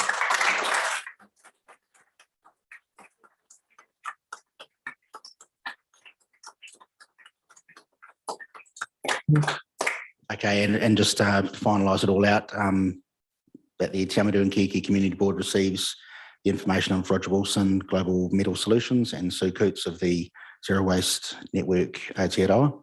And just want to, all those in favour? Yep. Seconder, Jill. All those in favour? I'll move it. Jill second. All those in favour? Cool.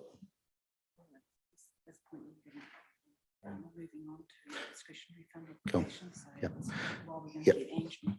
Yep. So thank you everyone for coming along this evening. I think we've had both sides of the argument here. So thank you very much for being considerate for that. We're now going to be moving on to the discretionary fund part of the evening. So there'll be no further discussion on incineration this evening. So appreciate you coming along and have a good evening and have a safe trip home. Appreciate you coming along. Thank you.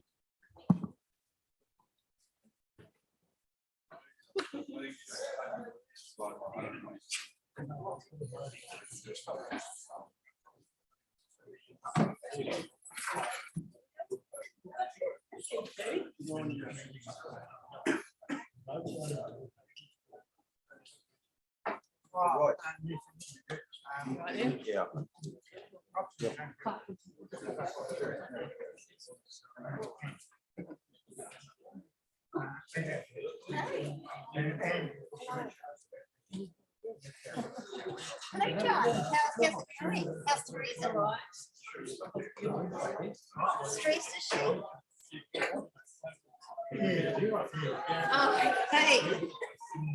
Oh, she'll be fine. Is she working from home for herself?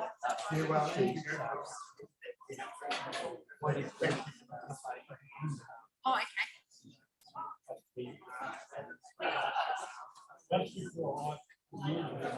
Oh, right. So she's doing got it 2 weeks.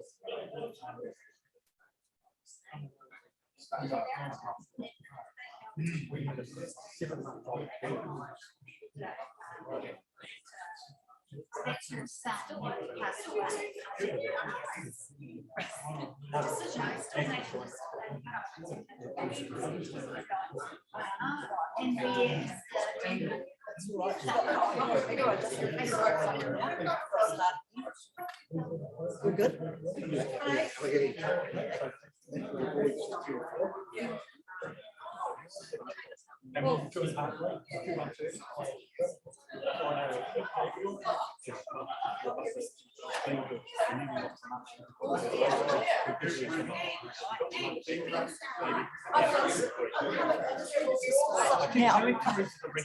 I know.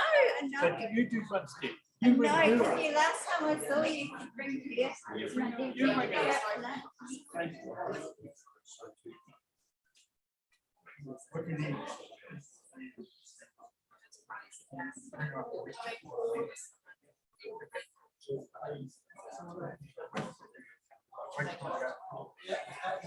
Okay, everyone, if we can please have everyone seated so we can carry on with the meeting.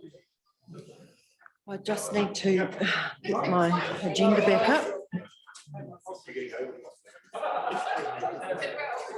Come on.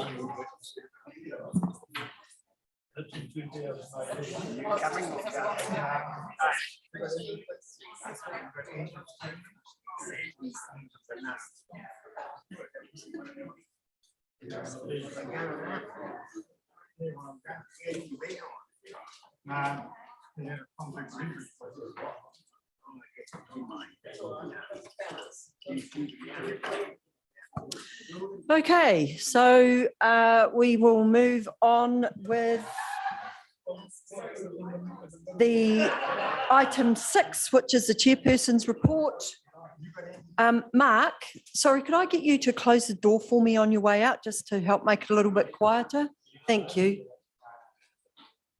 Okay, so I will take it as read that everybody's read my report, and I will move that we receive my report, the report of Angela Holt, Chairperson, of the Te Awamutu and Kihikihi Community Board, titled Community Board September 2023 Chair Report, and B, receive the staff response to that report.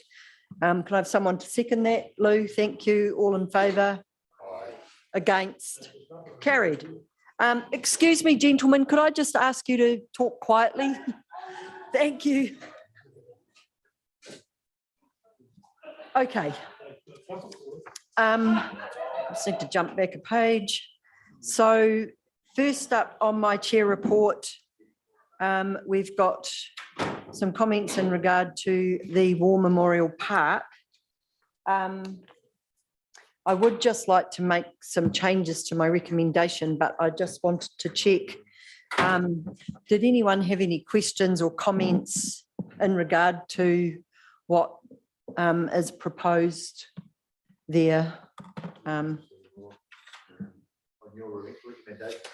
Yeah, so are there any comments around this?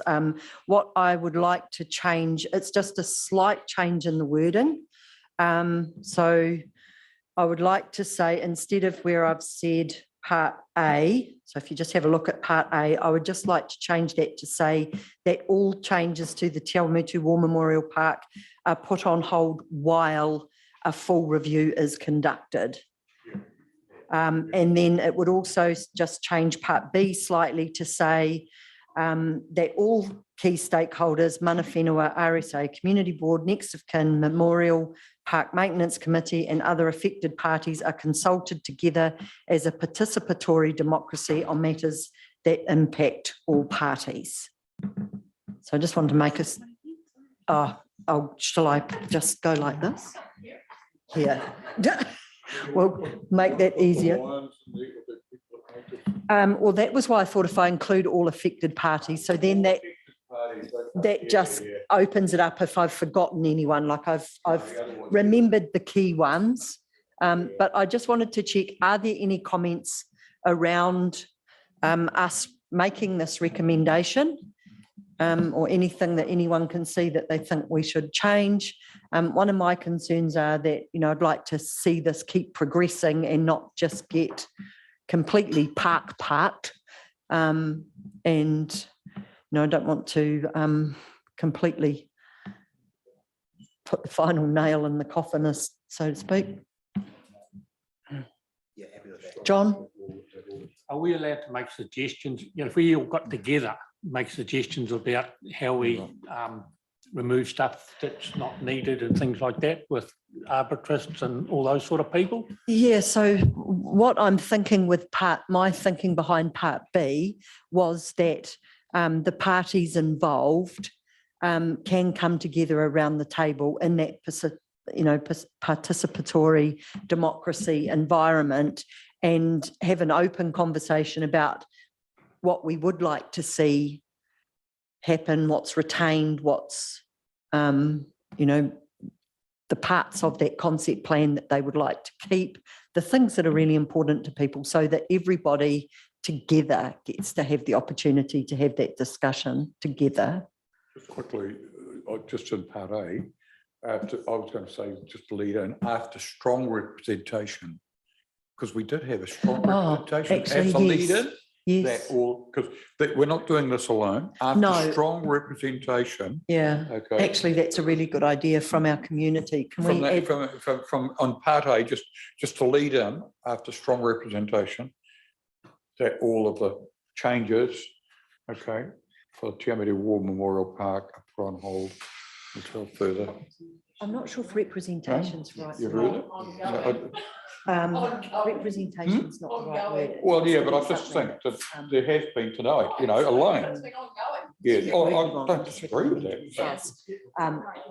Community feedback. Yes, yeah, I think after strong community flow, would you be happy if we said after strong community feedback? Yeah, no problem. I don't care. I just felt we wanted to quantify that we were not. Why we're doing it. I agree. Yeah, no, I like that. Thank you. And my very learned compatriot agrees. You're very learned compatriot. Disagree. Is that all right? Okay, so I would like to move then, if there's no, yep, we're right. Yep. If there's no questions or nothing further, I would like to move that the Te Awamutu and I just turn my microphone the right way around. Oh, Kieran's got me. That the Te Awamutu and Kihikihi Community Board recommends to the Strategic Planning and Policy Committee, after strong community feedback, that all changes for the Te Awamutu War Memorial Park are put on hold while a full review can be conducted, and B, that all key stakeholders, Mana Whenua, RSA, Community Board, Next of Kin, Memorial Park Maintenance Committee and other affected parties are consulted together as a participatory democracy on matters that impact all parties. Are we okay with that? Yeah. Okay, can I have someone to second that? Bruce? All in Guy. Against? Carried. Awesome. Thanks, John. Lovely.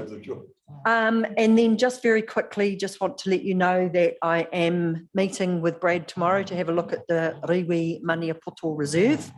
I'm thinking one of the possible problems down there is the fact that right across the road, we have Dave's UFO, and kids will see that as a plaything, and that's possibly a potential attraction for them to want to run across the road.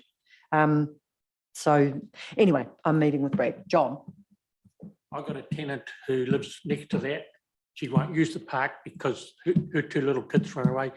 Is it feasible to put a pool fence around it? Now, at Parongia, they've got a pool fence scenario around the playground there. Is it feasible to do that? That's just an option. Thanks, John. Yeah, I was wondering, like I know there was some talk about not wanting to make it fenced in, but they need to do something because that's the second one that I know of already, and that park's only been there a couple of months or if that.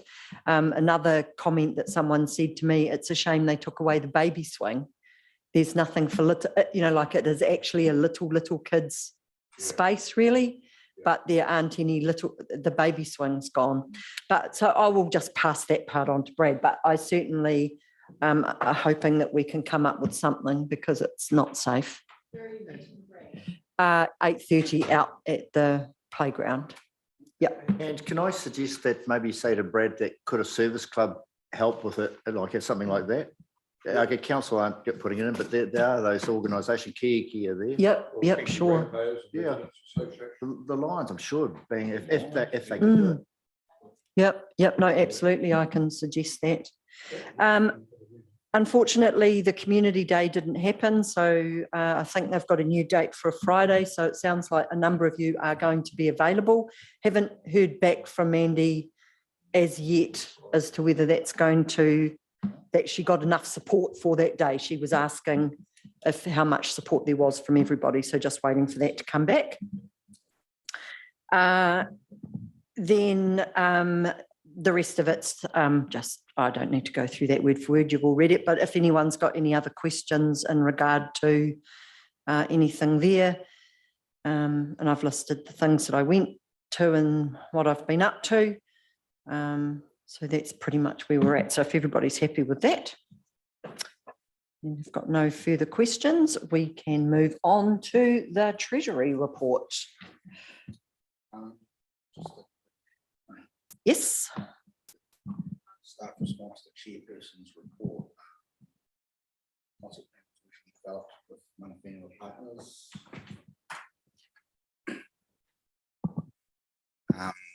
Concept plan was originally developed with Mana Whenua partners, Te Awamutu Community Board, Netball Centre, Te Awamutu Retained Services Association. I just want to point out that the original plan that we agreed to for the park was actually just to get the plan out into the community, and then it was then used as the community board has actually agreed to the final version of this plan. I just want to make it clear because the concept plan was originally developed, right? I just think that's not quite fair to say what's been said there. I just want to put that on. I just want to put that out there. Thanks, Kane. Right, so if there's nothing further around the chair's report or the staff's response, we can move on to the Treasury report.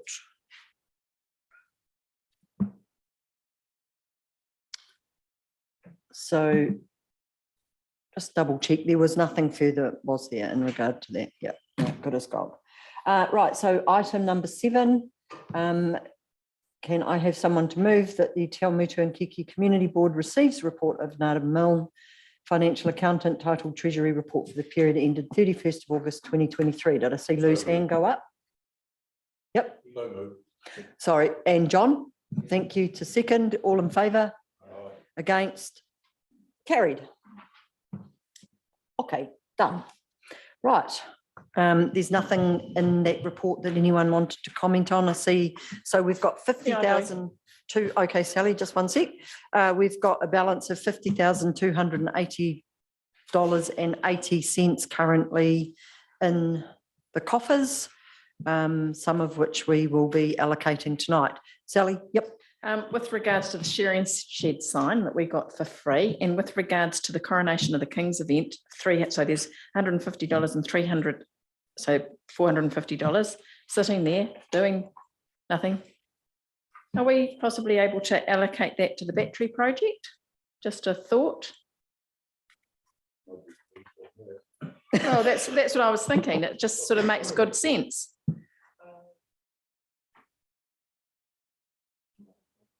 So down the bottom.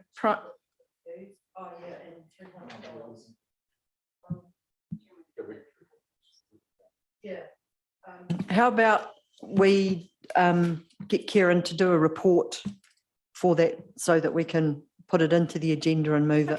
Sound all right? But that could be a good suggestion. Yeah, well, I agree. Sorry, I totally agree with that concept.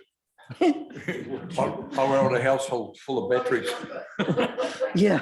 Okay. All right. Okay, we will move on to item 8, which is the allocation of the discretionary fund.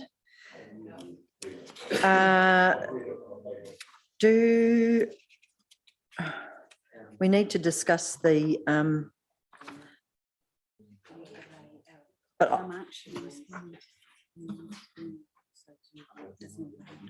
yeah, but we will need to go to that first, won't we? Okay, first up, we just need to decide approximately how much of the total amount that people have that people have allocated to provide from this fund. So I suppose the easiest way is to go around the room. I think the first thing to think about is that if they get an amount this time, they can't go in the next one, can they? No. No, they can, but they can't go for it's got to be a completely different thing. Item. Yeah, yeah. So it doesn't say that they can't apply. It just says they can't apply for the same thing. So if they were asking for general admin, they can't ask for that again. So we just sort of need to come up with a bit of an amount so Kieran knows where our ceiling is, basically. So, you know, are we comfortable to say, right, we want to give out half, or is it a little bit less than that? So I'll start the bidding. I came up with about 35. Okay, you're pretty high. Happy to hear other people. So we've got 50 to give. We've just got to work out how much we want to allocate. 25 could go to the next one. That's right, because we will have a second round, remember? Yeah. Like to go half. Okay, so we're between 35 and 25. I was in the middle because I feel that we always get more applications in this one to the second round, to a degree. The low one. But I was saying about 30 that's coming in between you. Okay. So I was higher than came by 2, so I'll come back to 35. Oh. Okay, so we're sitting on 25, 35. John, where are you sitting? I'll go with Bruce, 35. 35, okay. Sally, where are you perched? how much of the total amount that,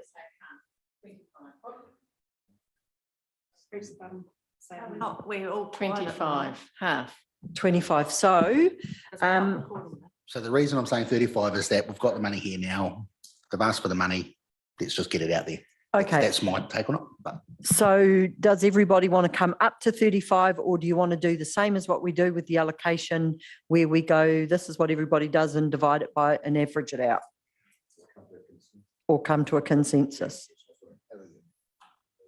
Okay, do you guys want to come up a bit? Yeah, I'm not worried because I've only probably got 15,000 anyway. I'm Okay. happy to move 35. Yep. To that, yeah. So do you want to go for 30 or? I was 30, but I'll be 35. Okay, all right. Well, those guys were down at 25, so would 30 work? So I'm just bringing you back to the middle. I was in between, so I'd be quite happy to move out to 30 because I was getting a bit tight where I was.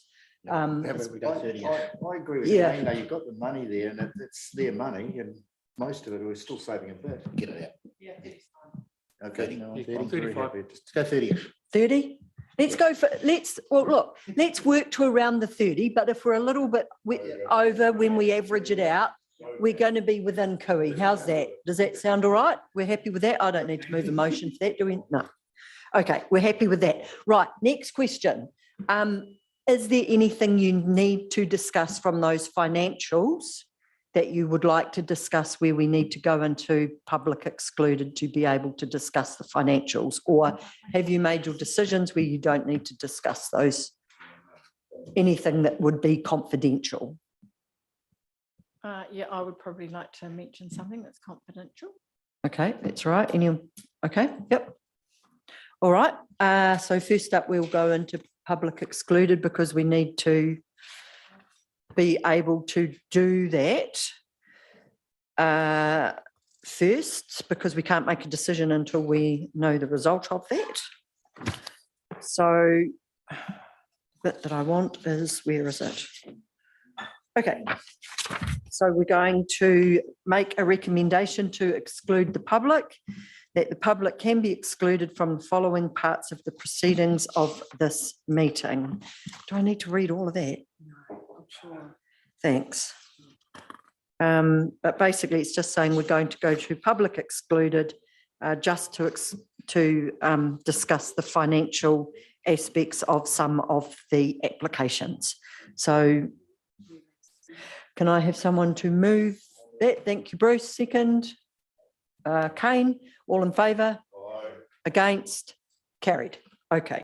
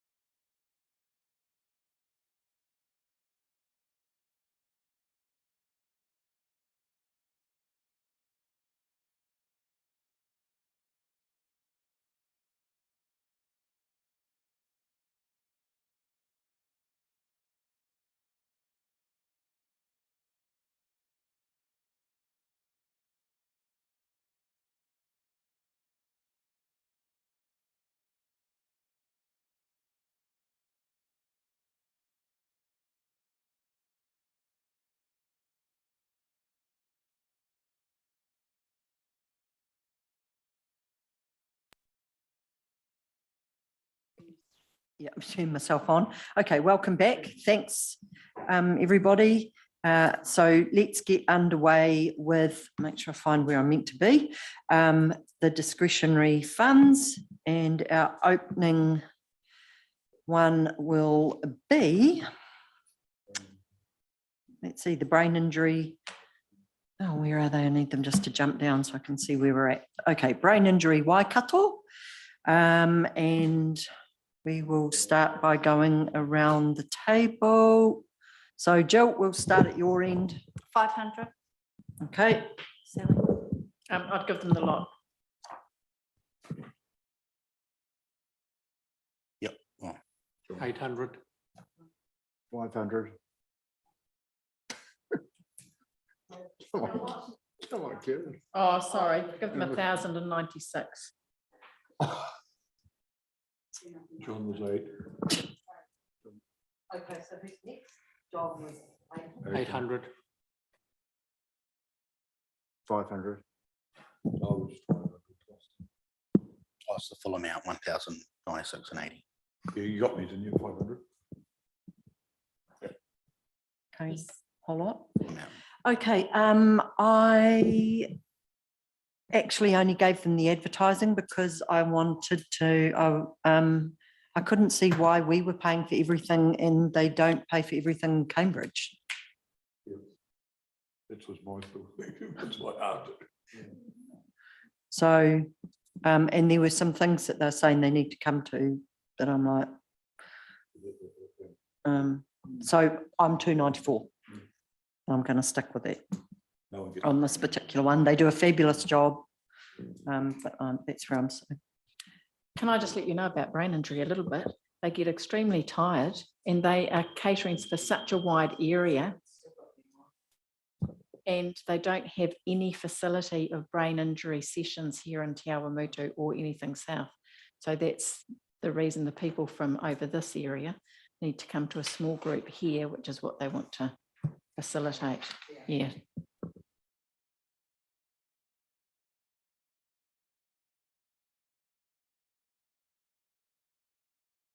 Okay, that's come to an average of 683 and 94 cents.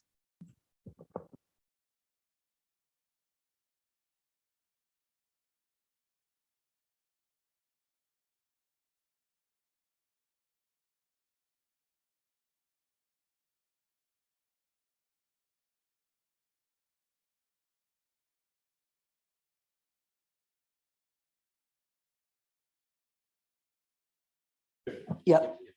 Yep. Yeah, just around. Yeah, it's just so they round up. So we're just rounding them, okay? Okay, let's go. Otherwise, we're not going to get here. Child play works. So I'll start on this one and they do an amazing job. I noted that, you know, they do a really good job. However, I also have noted that we've given them for the last 2 years and there's a lot of other applicants that I wanted to support. So this year, I'm really sorry, from me, it was a 0. I went $1,000. Yeah, 1,000.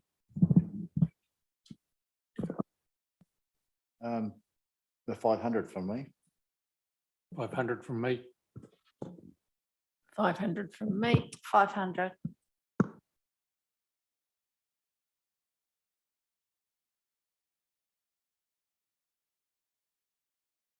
Average $571.43. 600.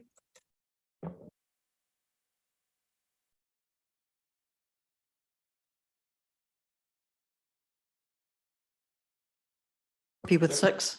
Yep. Okay, Citizens Advice Bureau. We're asking for 3,025.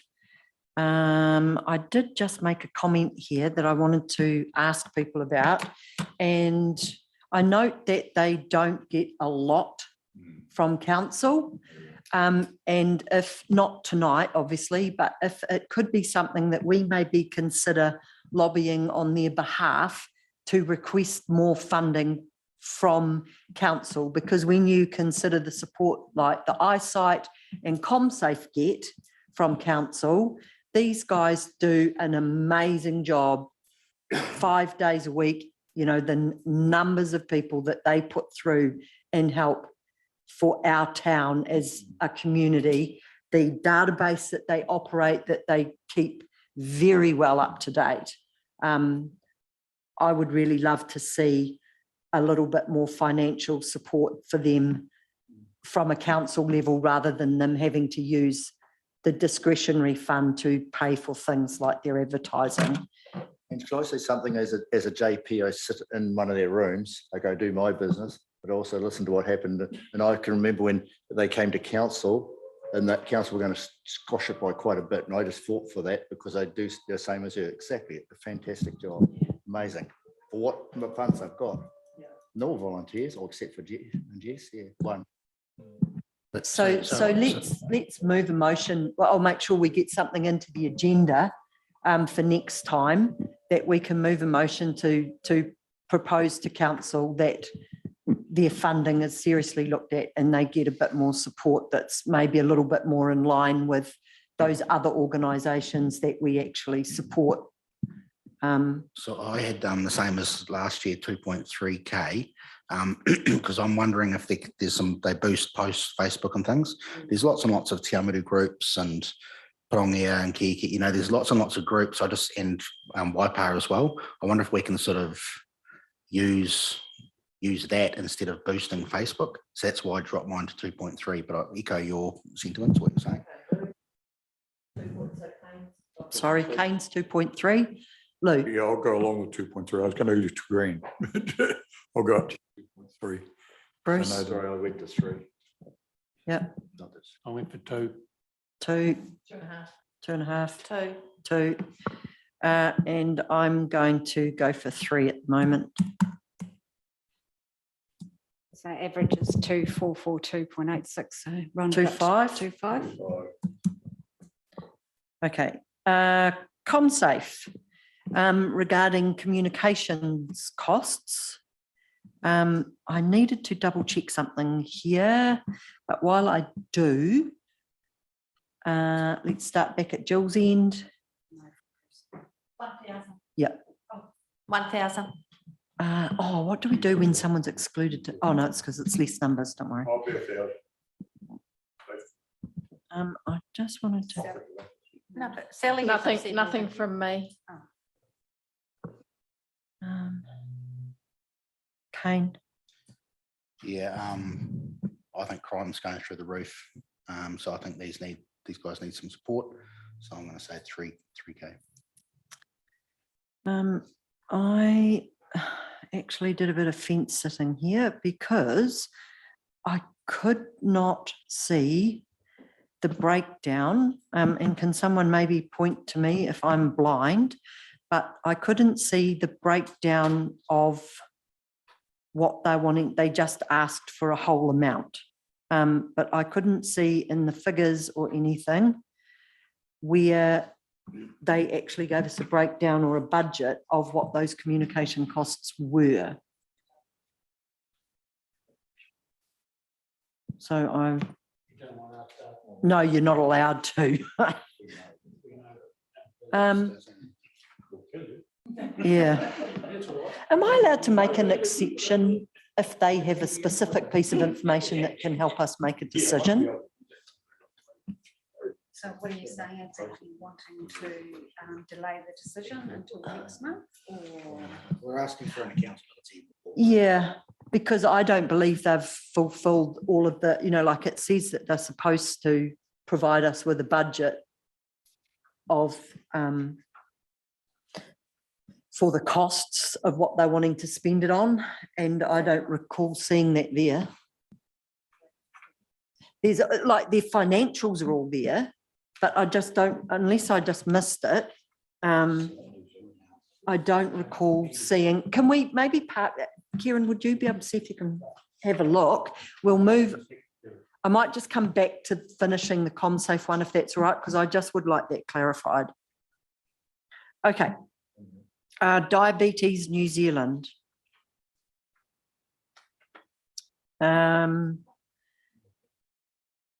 So So Jill, Start off 500. So can I just make a Oh. comment first? They don't have an accountability for the prior year. No, they don't.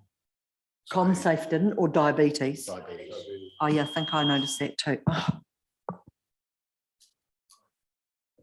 But does that get chased up on regularly or to make sure what's happening there? it's their responsibility.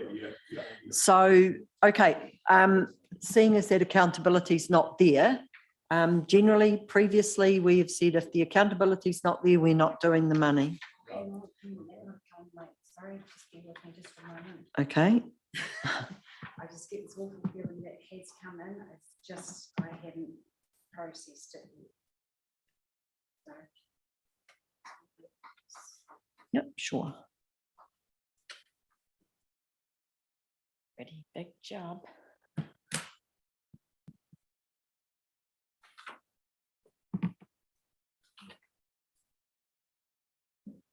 Now with the accountability, if one of the club's teams change membership and they might not realise it hasn't been done from the previous year. So I just, yeah, can't always blame the people that are there now. No, and the other thing I noted is it says may impact it. So we haven't been, like if it said will impact the decision, there is that may. Yeah. Okay. Well, we could always say, However, their allocate ones- some funding. We could also always allocate some money, proviso that they provide the accountability. Yep. Okay, so I still. Because it's not time specific for them, so. I'll go to my 500. What about you, Sally? Okay, so 500 here. 1,000. 1,000 from Sally. Diabetes. 500 from John. Bruce. 1,000. Luke. Kane. And I'm a 0 because the doctors cover a lot of the diabetes. And there's tests, and again, it's purely because I want to give some more money to other groups. so it's averaged out at $12.85. And that 1285, 1200, because it's only just over the 12. Didn't they ask for 1,000?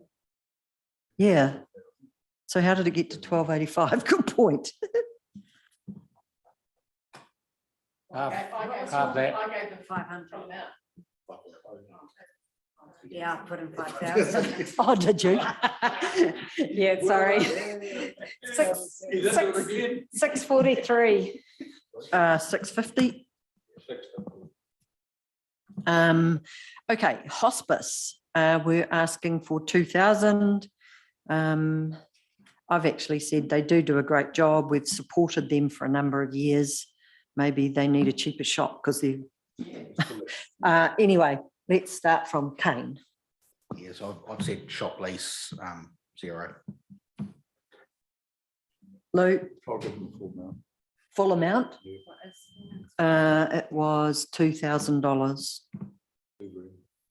Bruce? I was for 2,000 too. John? 1,800.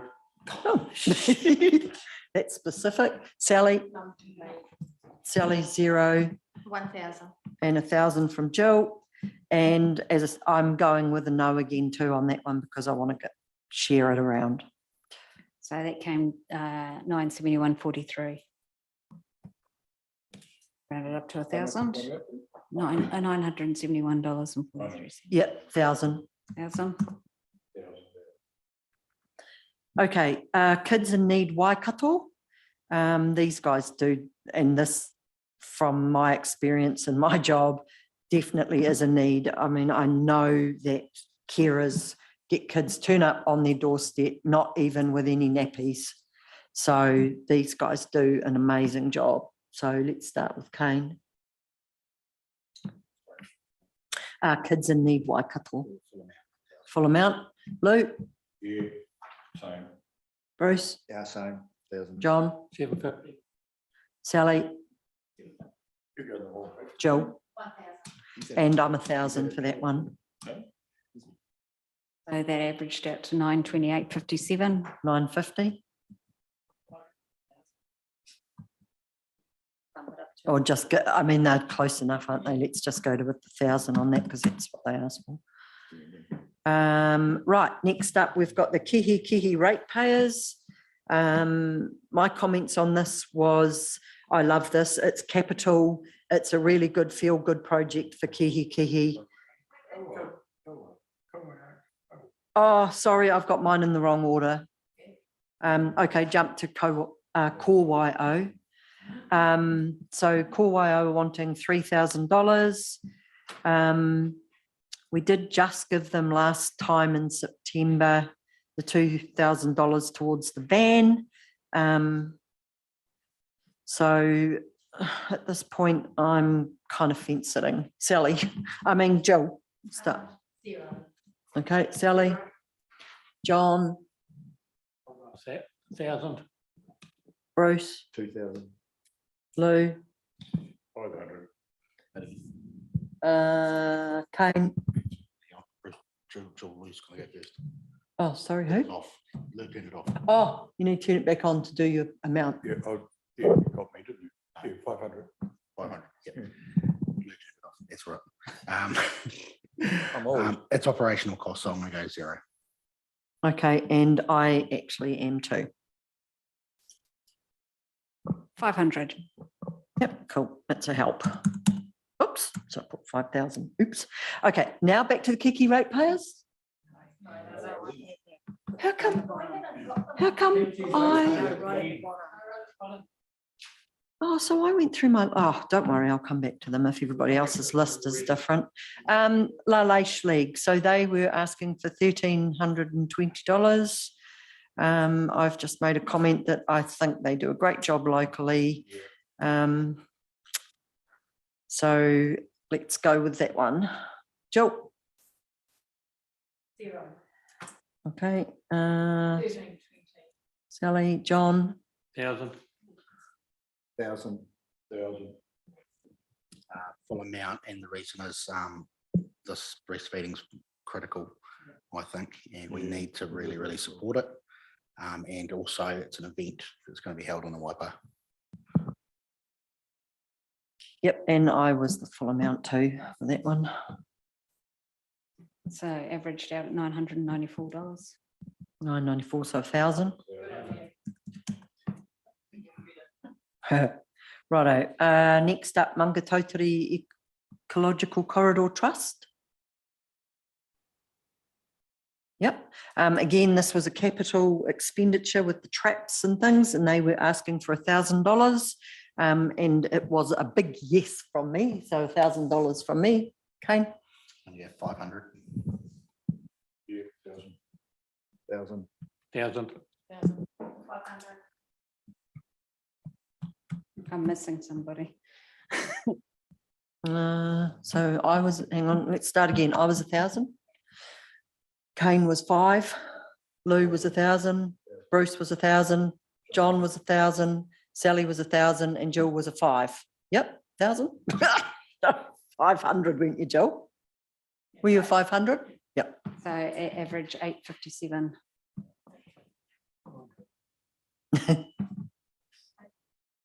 $850. Let's leave it there for the minute. Okay, MS Waikato Trust. They were asking for $750. I didn't put a note on that one, what they were asking for. Has anyone got something in front of them that can speed me up? Oh, yeah, thought of, oh, yeah. So yes, this is administration related expenses in regard to education, information and advocacy. We're asking for a huge amount.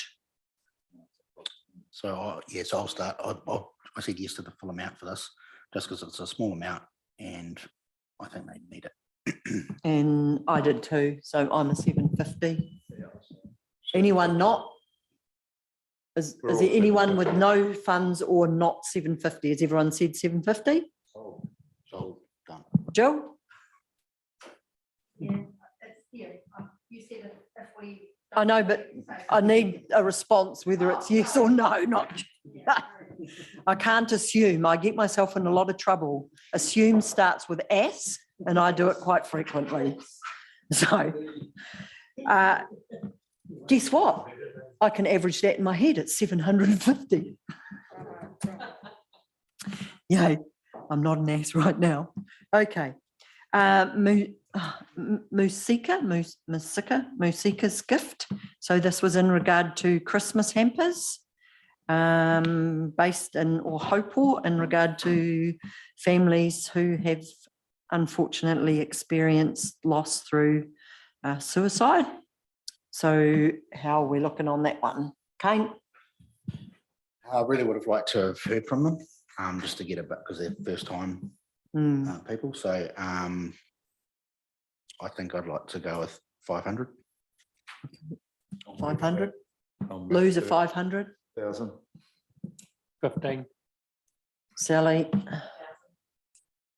Jill? So I've gone 0, which might sound horrible. Microphone. I've gone 0 because I just felt there wasn't enough information given, and there's other organisations that do Christmas hampers and they could work together. And I was a little bit in that same boat too, but I wanted to support them a little bit because I'm hoping, I probably should have actually specifically rung, but I'll make them a small contribution and in the meantime find out more about them so that if they apply again in the future, I'm have more information. So 500 for me. Average 714. 700, 750. Okay, National Hot Rods. So this is an event, as we heard from Kevin, that will be coming through Te Awamutu. They have an event here. They are staying in Waitomo and it's to cover their bus transport. So Jill. He was such a great speaker. I think we need to give them the whole amount. Okay, so what have you got? 2,000, okay. Sally? I just wanted to join the party. 1,500. Does anyone know more about them? Can someone shed a bit more light on them? Other than what we heard tonight? It's a national, it's a national organisation. And as you said, they're an older group. They're not like the local people here, you know, the stragglers and all the other people that we have around here. And they do actually qualify for a little bit of money in the fact that they do a lot of community work, community runs. I used to run child cancer runs and they used to come along and support us quite a lot. Yeah. So it's not as if they're, you know, a very active group. We said they've got something like 40 local members, I think. 20, wasn't it? I wrote it down. 23, 20 to 23. 23. I know they're very, very limited local support. Oh, yeah. My only concern is that, you know, like as far as a payback to Te Awamutu, this is a Waitomo event. And that was just where my...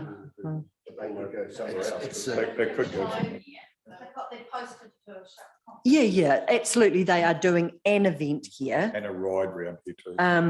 But that was just my main concern, that we're paying for the buses that are happening down there. We're not paying for something that's helping to contribute to the event in our district. That was the little bit that just made me go, So we've done everybody on their amounts? No. Oh, sorry, I got Sally, didn't I? John? I said no, but I'll go for 1,000. Okay. Bruce? I gave them 2. Yeah. Yeah, I gave 2. So it was a good. Just 800. And I'm actually going to go the same as Kane. I'll come up a little bit and go sit with 800 as well. So that Because he did speak well. 1442. 1442. 1450. That's a pretty good chunk to help towards the buses. Christmas hampers. Is that next on everyone else's list? So Jill's not involved with this one. So they have asked for $2,000 to help towards funding the Christmas hampers. This is a promotion run with the police and ComSafe and various helpers from other organisations in Te Awamutu and Kihikihi. So, Sally, start. John. 1,000. 2,000. Okay. 1,500. And I'm going to go with the 2.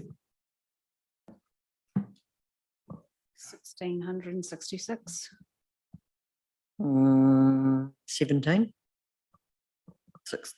Or go back to 1650.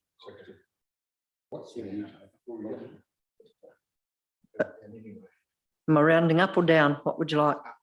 17? Righto. The Pirongia Forest Lodge to develop their camping ground. Really good capital project. It's going to last for a long time and a lot of people are going to get enjoyment out of it. They are asking for $3,000. Any comments or about that, or do you just want to start with your amounts? Oh, yep, that would be helpful. She was meant to present tonight. She was one of our online ones. Yes, no, we did have a very good presentation from her, and yeah, I was pretty impressed. So I might reflect a little bit. They're not on. Oh, did you take them off already? Oh, Kate Pass, sorry, got it. Okay, start with me, Yep. 2,000. 3,000. 2,000. 3, sorry? 2. 2 for John. 2 for me. 2 for Bruce. 2. 3 from me. That's for the kids. It's long term. It's going to be widely used. So Yeah, I'm a 3 hopefully too. they're going to put on a plaque. Yeah, hope so. 2,428. 2, 5. Righto. Rivoli Theatre. So Rivoli Theatre is based in Hamilton. This is saying that they support Te Awamutu and it is a capital project. So they are asking for $1,000. Jill. 0. Nelly. 2. John. Bruce. Actually, I put 1,000 in my reasoning was that they borrow the costumes Rivoli here from Rivoli. So I thought, well, without those costumes and those racks, well, That is a good point. Lou. Yeah, I just said 500, don't mind. Yeah. Okay. Yeah, we get very few arts related discretionary funds. So actually 1,000 on this one. And I'm going to give them 1,000 too because of because of what Bruce has just said and what Kane's just said. So I'm 1,000. So they averaged to 500 on the spot. 500. Perfect. Righto, the Rotary Christmas Parade. They are asking for $6,000. We have supported them. This is a community event for Te Awamutu that is very well patronised. We have lots of the community come out. It is a big job. I did note, and I hope I'm allowed to comment, but they did make a bit of a profit last year. But we also have the accountability issue with them, don't we? So Chris said that he Was going to find it. Yeah, So but he's got 2 years to find.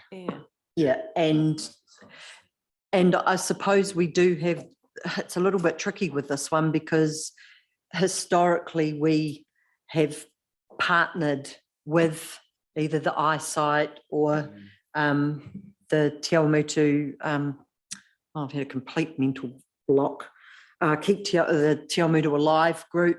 So for many years, the community board has partnered with whoever is running the Christmas parade to make sure that Te Awamutu does have a Christmas parade.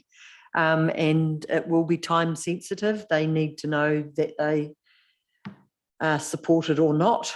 So anywho, do we say, well, we will help them providing that they get that accountability information to us ASAP. I'll see Chris on Sunday anyway. Yeah, but they have to, I mean, like we've asked them There's a before, whole I'm not group of quite them there. sure what's happened. Yeah, they just. Because I So thought that- maybe if we're going to give hopefully 30,000 away today, that we wait and see, because they're asking for such a big amount, see what maybe we can leave them till last and see what we've got to give as well. Seeing they haven't done the accountabilities. Well, I think the only one that I would take off is the prizes that we tend to pull back on. I'm happy to go for the whole lot minus the prizes and just ask them for the accountability. Me too. So what does that work out to? Because I just haven't got it in front of me. Oh, yeah. I'd given them a little bit less because they had actually got a bit of a profit. So, and it made it a little bit similar to what we'd given them previously, that they've managed to make it work and still have a profit. So, okay, so the feeling is that we want to just proceed, or do you want to do what Jill suggests and just wait? Do it? I think, Okay, I think just right. and I just another Okay. comment. I think if you look at bang for buck, it might seem like a fair bit of coin, but how many people turn up to this thing? Is thousands. Yeah. You know, it's like $6 a person, you know. Yeah, and they can't do it without us. Yeah, they can't do it without us, so. So I'm happy full amount, less prizes. Yeah. Whatever that is. I think prizes is 600, I think, or something like that. I'll just drop it down. 500, 5,000. I'm happy with 5,000. You're 5, Lou? 5? 5. Sally? Jill? So I'm going to go with around about what we did last time before. Sorry, I just want to clarify. I've got a 5,000, a 5,500, a 5,000, a 5,000, a 5,000, a 5,000 and a 4,000. Is that correct? Yep, that sounds right. Is that everybody? Yeah, it's everybody. It comes up to 4,928. Oh, so give them 5. 5,000 based on them getting an accountability report to us. Yep, yep. So the next one is the Awamutu Football Club. They need to fertilise and aerate their grounds. This is a $2,000 request. Any comments? Well, I'd like to say that in a lot of time, we years ago, having dealt with the council and sports ground for quite a few years, they should be going to the Parks Department. This is fertiliser, it's ground maintenance, yeah. I strongly feel about it. We have to put our own fertiliser on it. GA Sports, and I know that a lot of the others do the same thing. So is that paid for? That's the council. We can actually bill them at the long run, through the Parks Department. So hang on, I just want to clarify. They can request that money from council. Yeah, So well, we could safely say, yeah. no, we're not going to support it because you can go to council and they will to the Parks recompense you for whatever you have to spend as long as you provide the receipt, basically. Correct. Go to Bradbourne. Yeah. Okay, put it down because that's part of the maintenance of the parks, and that's what they do for, the maintenance of the park. Okay, all right. So They're supposed to do that fertilizer, and they do the oh, mowing. good. I didn't know. Yeah, they do the mowing and the spraying. Yeah, he's got mine on. They do the mowing and the spraying, and they're supposed to do all that. So there's some of us that do it voluntarily.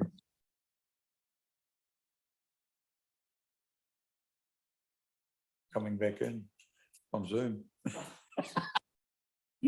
Okay, all right. So everybody's happy that we park the Awamutu Football Club and make this recommendation that they can get that paid for from council. Yep, great. Oh, that's awesome that we save some money and help them at the same time. Woohoo. Righto, Awamutu Bowling Club. They are wanting to, oh, how come my order is completely different? I don't know what I had. Where have I got the bowl? Bible Chapel asking for 1,300 and I say 1,300. Me too. I've completely missed them off. Sorry. 1,000. Can you remind me what they wanted? Yeah, they want the mats. Mats for the. Oh, yes, yes. Absolutely. Yep.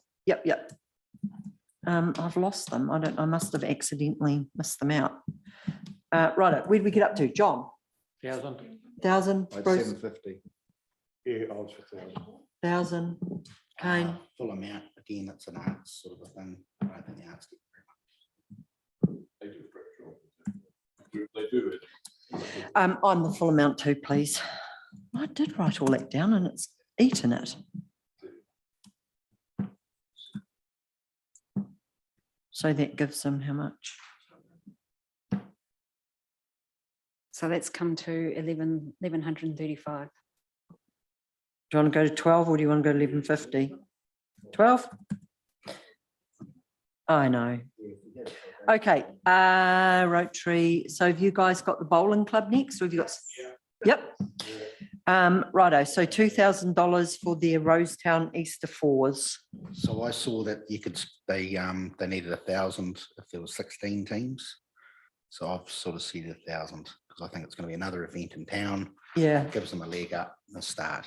And Terry commented that they've allowed a bit for, he made a comment in his talk that they've asked for enough for a couple of events. I'm pretty sure he said. So I was thinking, oh, they obviously don't need quite that much for this first year. That's why I thought I'd just halve it. Bring it Yeah. down to 1,000. Okay, great.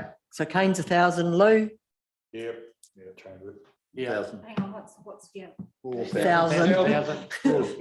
That combined this lot. Righto, 1,000. Jill? 2,000. Wow, and I'm 1,000. You don't, Jill, just checking on that though, because he did say that this was to cover a couple of years. Yeah, I So didn't if hear him it say doesn't, that. he's going to have to give it back because he can't, hey. I didn't hear him say that. I heard him say that when somebody asked him if he was going to have to do an ongoing thing, he might do another one, but yeah, I didn't hear that. Oh, I'm pretty sure, and I stand to be corrected, he said they've covered for the next. Yeah, I'm pretty sure he did, but do you want to leave it at 2 or do you want to go to 1,000? Yep, okay, that's right. The Just average checking. is 1,142. 1,100, 1,100.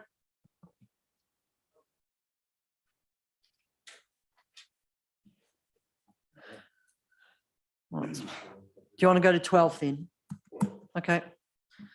Next on my list is the Awamutu Brass Band. I just made the comment that they have had funding from us for the last 4 years, but it is only $800 and I know they do lots and, you know, they've got a pretty tight budget. Yeah, I agree with you, Ange. So they have received funding before. It's an operational cost, I believe. Yep. And I would say 0 for this one. Lou? I support the whole lot. It's $800. Yep. Bruce? 800. Sally? Jill? 800. And I actually gave them the money purely because they really just need everything they can to help. Yeah. So the average is 571. Just by having 1 0. Just by having 1 0. Who else was 0? Who else said nothing? Oh, sorry. Yes, 2 zeros then. Sorry. So what have we got? 600? 600? Okay. Oh, we haven't got the Awamutu Business Chamber now. Seeing as they haven't got back to us because I had, yeah. The Awamutu Health Shuttle, is that what you guys have next? 477.40? Yep. Full price. Yeah. Yep. 477. The Toy Library, $1,841.57. Okay. Men's shed then, so they want to print their books. They got $2,200 last year from us to help them out. Oh, I've got 2,000. Oh, Nothing, you know. oh, where did I get that from? They had, in 2021, they had $1,200. Okay. All right, I must have got something wrong there. So anyway, printing books. And they were asking for $4,000 to be able to print their books. So they do an amazing job. What are we thinking? My question is that they're selling these books. So once they've printed them, where does that $20 book go?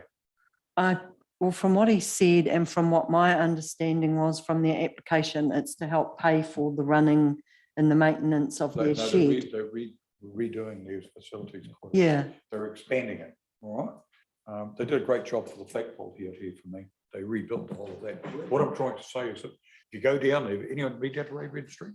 It is pretty cramped. And they've got a lot of guys, and they do a lot of them. They have a lot of people that they look after that are a bit mentally challenged and things as well. Yeah. So hang on. So they're just revamping it. So but was that included in this? What are we paying for though? Do you know what I mean? The books. Yeah. You're paying for the printing. Paying for the printing of the Just book, the and then printing. gradually they'll sell them, and then that money will go towards their costs for the upgrading. The printing cost was 6,000, a few quotes here. Yeah. So Oh, because they got a quote locally for here, and that was 6,000. And so they got another quote in Hamilton, and it was only 4,000. Yeah. They would have liked to be local, and they talked to the local people, but they weren't willing to change. Yeah.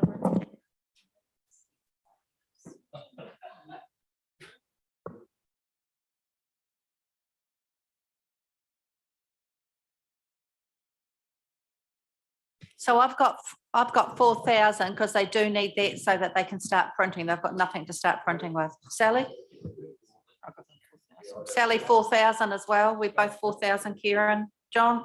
Wait a minute, who's running the meeting? Sorry, I was just clarifying something. No, please. I needed something clarified, so thank you. Let's start. Jill, go. 4,000. Thanks. Sally? John? 2,000. 2? 4,000. Lou? 4. Okay.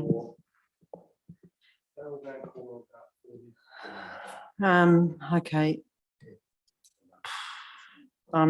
I'll go 4 as well. I don't know, you guys are chowing through your money, I think.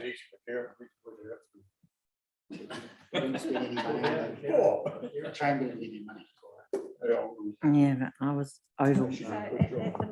You want to know, at the moment, you're standing at $28,927.39 with 1, 2, 3, 4, 5 to go.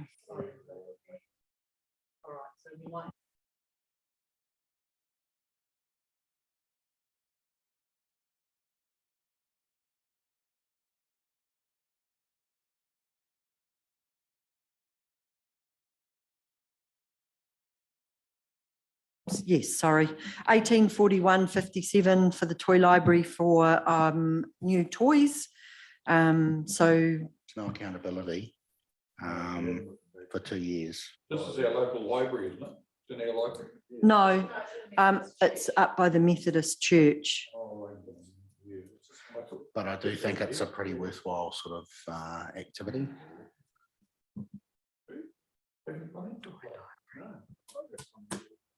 Righto. So we have basically said that we would give money to the Rotary on the basis that they provide that accountability. Are we going to provide these guys the same leniency? Because it is a capital cost and they do a fantastic job. Could you request that they just give us that information? Yeah, so, Can I yep. just make a suggestion that and it's their job to pull this in, but I'm wondering if before we It's always my intention, but it's never happened. Just get busy to remind them. Could it be, I mean, going forward, could it be something that one of us take on, that if we notice someone is missing an accountability, that one of us give them a call and go, hey, if you want this funding, you really need to get that to us ASAP, maybe. Just a suggestion. We don't have to make a decision now, but on that particular part. But okay, so jump back to the toy library. So we're happy to go with giving them some money on the basis that they give us that accountability. Yep. That they can produce that. Okay, so on that. So I've said 1,000. 1,000. Yep. Lou. Bruce. 1,000. John. Sally. We'll be on waste strategy and minimalisation. Nothing from me. Pot and pan, pigs. Yeah, nothing from me. We gave them the same amount last year or 2,000 last year for the same thing. Okay, and because of exactly what you're saying, Sally, and it enables people to not be buying toys and putting them into landfill because they can go and use the toy library, I'm going to give them the whole lot.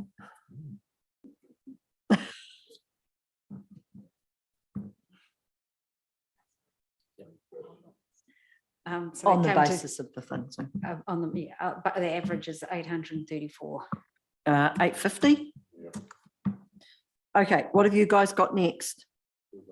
Okay, now pardon me, to the Girl Guides.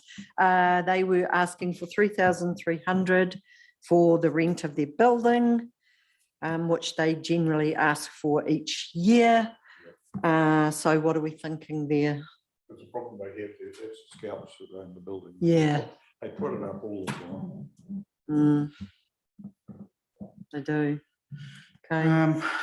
Yeah, I'm going to say 1,500. Luke.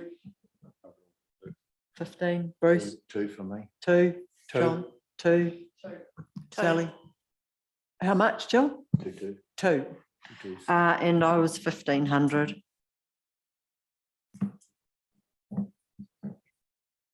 So that came to an average of 1,785. 1,800. 1800.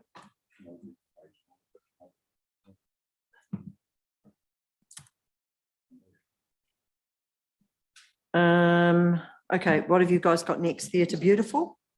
Yep. Are we happy with where we're at? Sorry, with the Girl Guides? 18? Yeah. Yep. Theatre Beautiful, so they are asking for a microphone and stand, 1,407 cents. So, Kane. Did you know anything about it? So they've taken over the region. And Paige is making it a destination to Awamutu. Cracking job. So Paige, who's the manager down there, is creating it to become like a destination for Te Awamutu.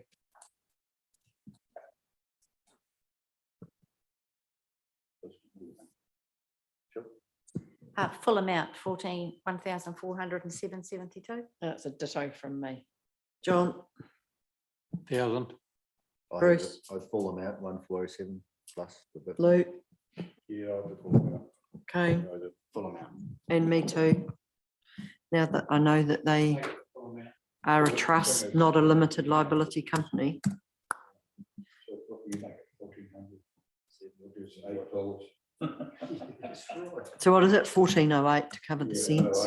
Make it 1408. Righto, True Colours. They are looking for phone and fuel, asking for $1,000. Righto. Jill. 500. Sally. 500. John. 500. 1,000. Luke. 500.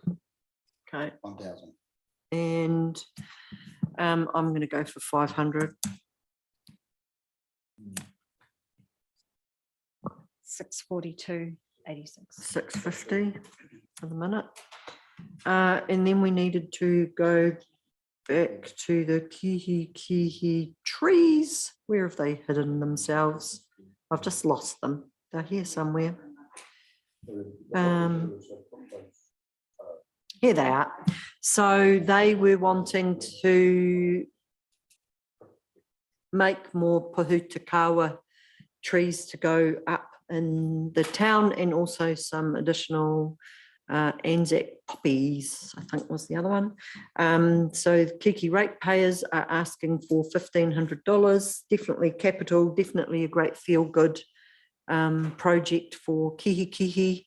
They're also, they're also doing some really other cool things around the hampers out there. So it was a 100% $1,500 yes from me. They can go, a lot of their cost, some of their cost is in resin paint, and you can go onto the resin paint website and get sponsorship and funding for community events. And I was wondering if they had approached that, because I rang resin to ask them, and that's where they put me. So have the Kihikihi residents and ratepayers looked at that avenue? I mean, I think what they're doing is fantastic and definitely feel good, but that could be an alternative option as opposed to coming to us.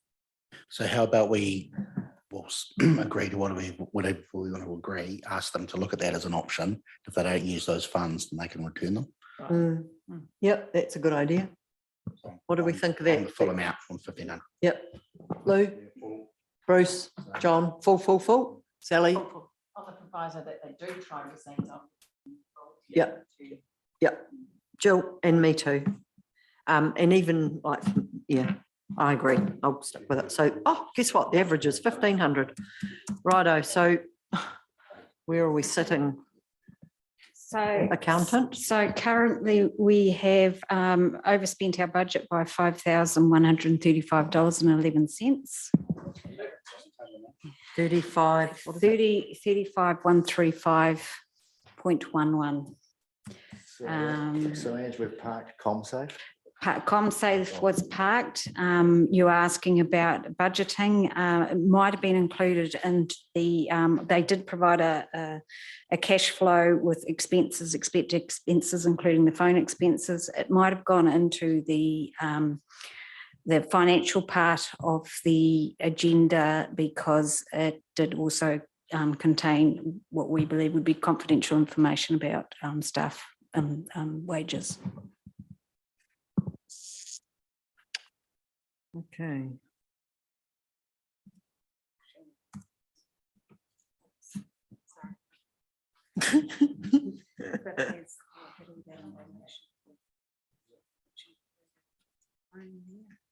But it was, I had a look through there and I didn't really think that I couldn't figure out which part of it it kind of was. Which, yeah. It's, how would everybody feel if we do just leave the ComSafe one, get that clarity around that quote, and it can come back to the next community board meeting, because it's not like, if you don't get it tonight, it's not critical. A month isn't going to make a big difference as to whether we do it or we don't do it. I'd just rather bring it back to the next meeting. Yeah, I'd rather just get that clarity. Yep. Like what, so it's not a straight no, but we just want that clarity around that information. Pardon? And the chamber, yeah.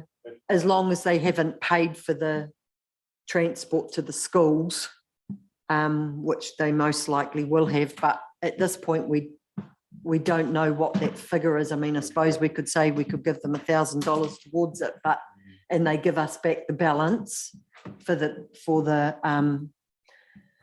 business chamber, because I do definitely know they have not paid for that transport part, and I see in their quote that it was around about $1,650 to get the wood to where they needed to get it painted, and then to get the trees all delivered to to the schools and then back again in that quote. So, but whether we just come up with an amount that we give them to put towards that part of it that they haven't paid for.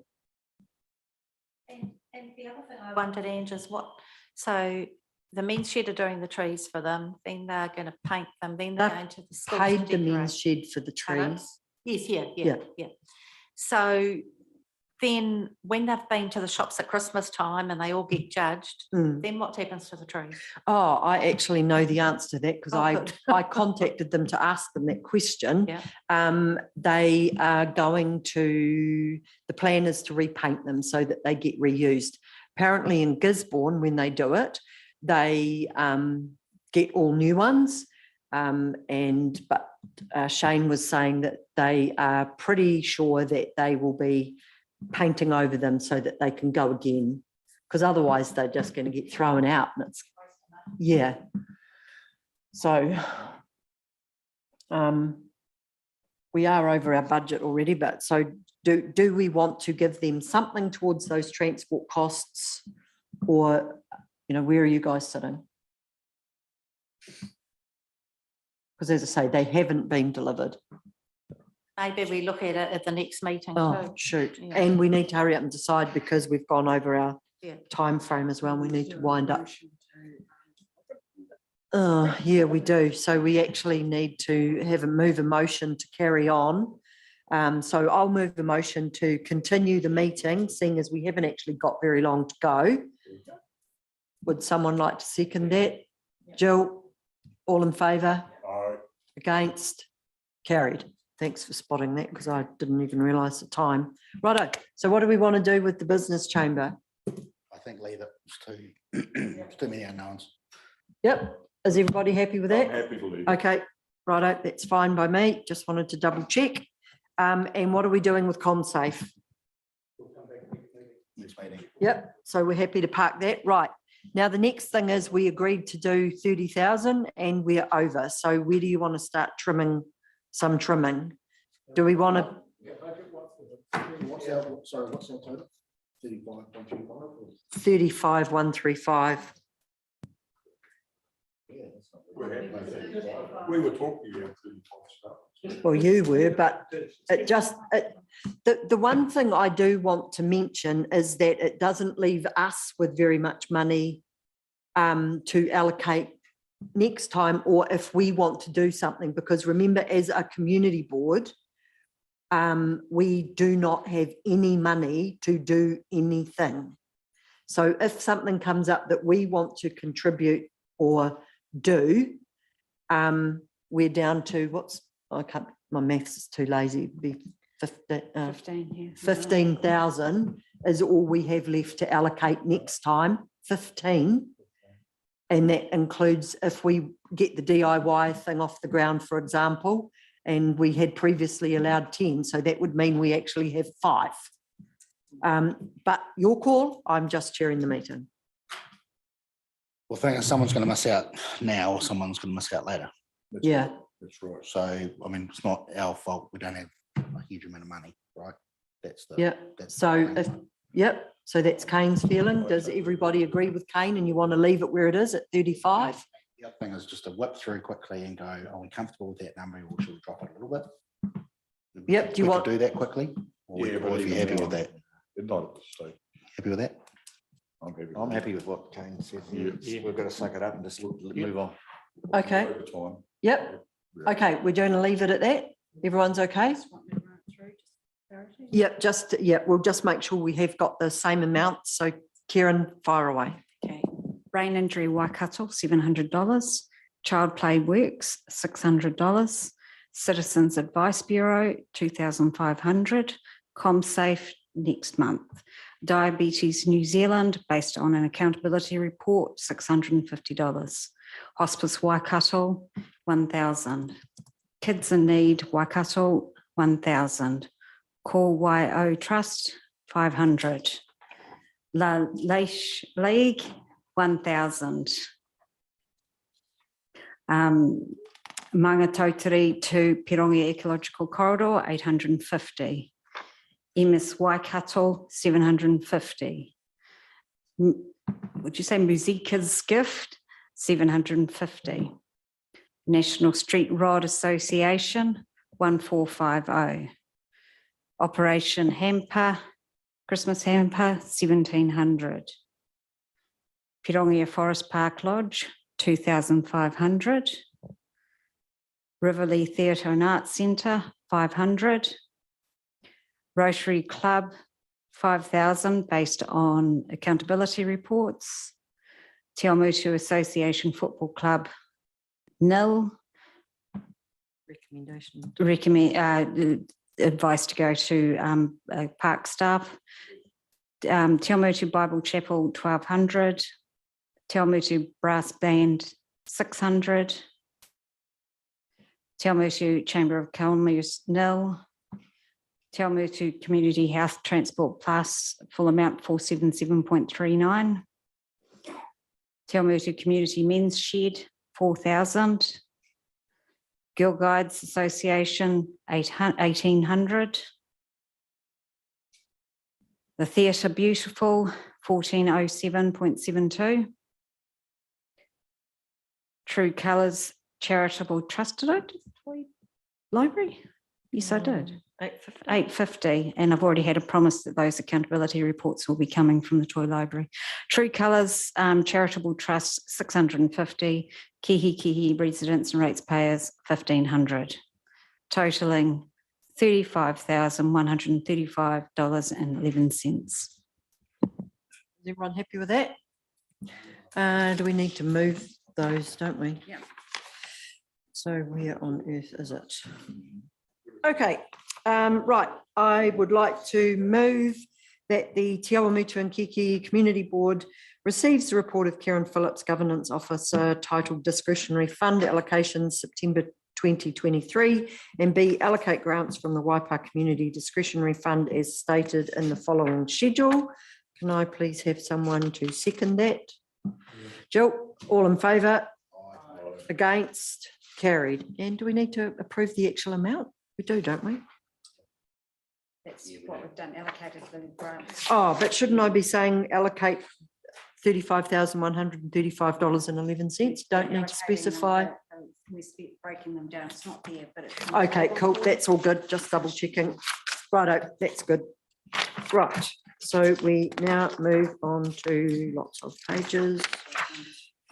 Board members' reports. So item 10 of things that you've attended in the community. I'd listed mine, so I didn't have anything further, and seeing as it's getting late, I won't worry about talking to mine tonight, but anyone else got anything important?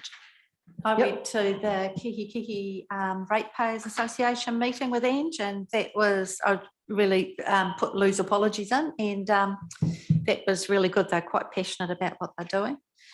My youth group is on holiday for the holidays, so that's really a nice break for me. And I, just two other quick things. So I excluded myself from Operation Christmas Hampers because I'm on that committee at the moment, and we meet every 2 weeks.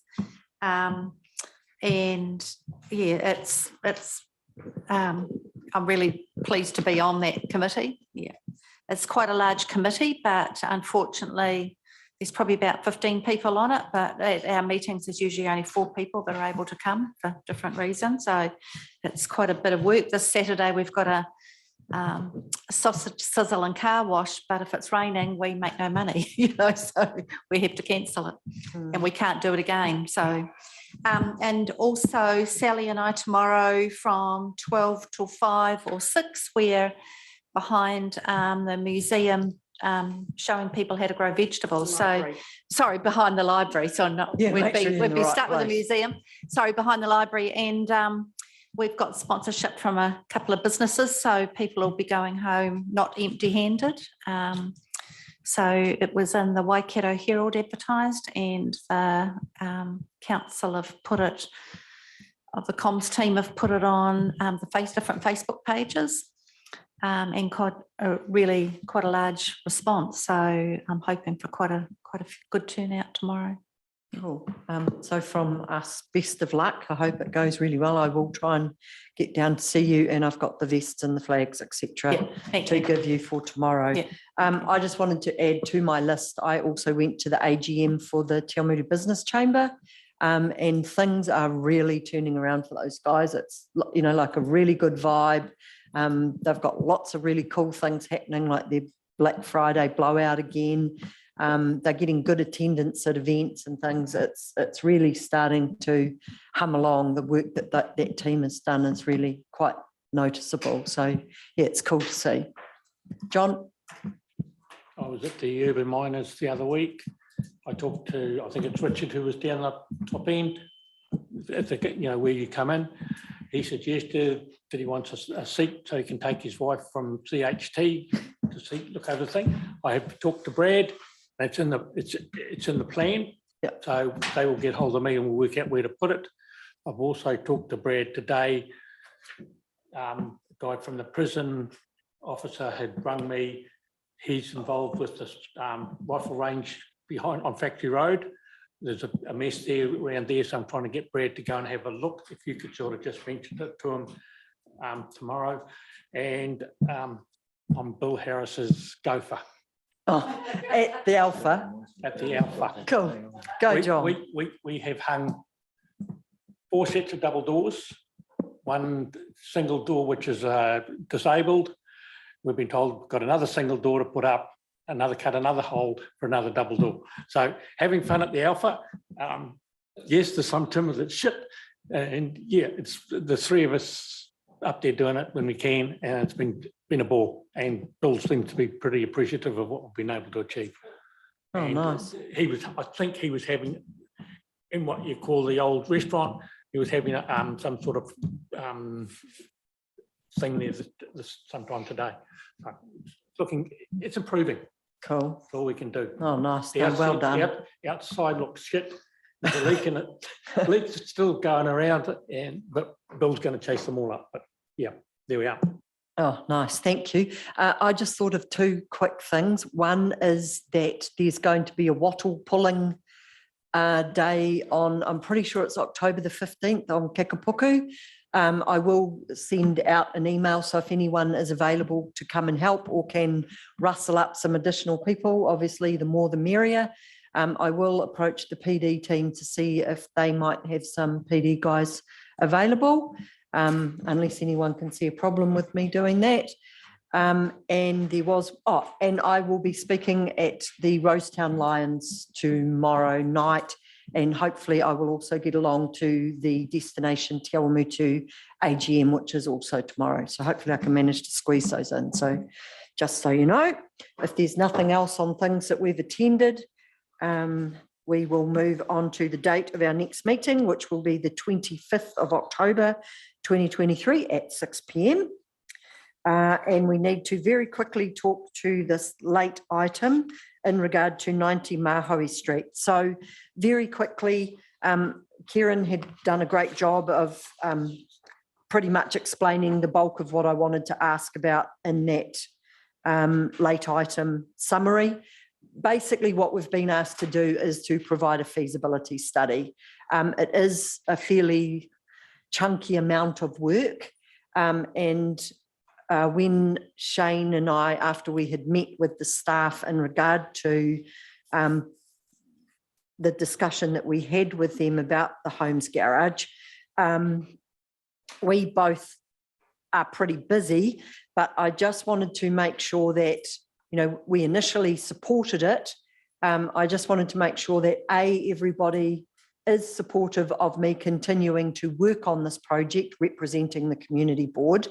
And I just wanted to ask, have we got a little bit of putia to be able to provide someone with a koha if we can find someone? It won't be Shane or I that will be taking this money. We've got someone in mind to ask to help us put together the report, but we're going to rely on them basically doing it as a volunteer. But so that's why I'm sort of just saying a token amount of money. So are you happy for me to do the work, to do the mahi, and B, would we be prepared to contribute a little bit of funding towards it? If so, how much would you think would be appropriate? So comments, thoughts, questions? John? I think we should support it. Thank you. Would a figure of $2,000 be a start? It's just a figure off the top of my head. Yep. What does everyone else think amount wise? No idea what an appropriate figure would be. Well, I can give you a ballpark that when the business chamber asked to do a feasibility study and asked councillors for funding to do the feasibility study on the Youth Impact Hub, keeping in mind this was to pay someone to do our job, they requested they got $10,000 to do that feasibility study. So I'm hoping we can, Shane and I will be doing quite a lot of it for love. But we're just hoping that we might be able to rope someone in to be able to help us out. So we're not looking at, or I'm not looking at this as we are paying somebody to do our job, but I really would like to be able to offer them something to say thank you. And that's where I'm thinking. But if you think that we should be sort of offering it more as a little bit more as a job, well, then we need to be looking at a little bit more money. More in the $2,000 bracket. Able to get some kind of a quote or something where we can sort of see how much this is all going to cost. Well, I haven't got time to do that. That was why I went for the koha donation option, because we've got to have it ready by November. So if I wait till October to know whether I've got that option, I've got another month before I can even ask anyone if they can help us, unless they're doing it completely for nothing. So that was why I needed to bring it to this meeting as a late item. Well, I think it's constructive what you're trying to do. So I'm with John, a couple of grand in there. Yep. So what does everyone think about that? That we've got. I think if we say up to 2,000, and if it works out, person, it's not going to cost a lot, and the person's happy to do it for less, and they're not expecting to get anything, but we're giving them something up to 2,000. Okay, well, how's that if we said up to 2,000? So that does mean that we're down to 13,000 in our coffers, but that would be great, because it is a lot of work. I mean, and I'm happy to send out the list of things that we've got to get through. Do we have a who? Who are we paying this money to? We need to know. I don't know yet, because we haven't got anyone. That's why I'm asking for a koha. And I can confirm who it is next month, but I don't know. As I say, it's just such a tight time frame. I'm stuck. So that it's basically would be sitting there that what about if we said, if we find a person to help us, the name of that person will be confirmed, obviously, at that point before anything was given.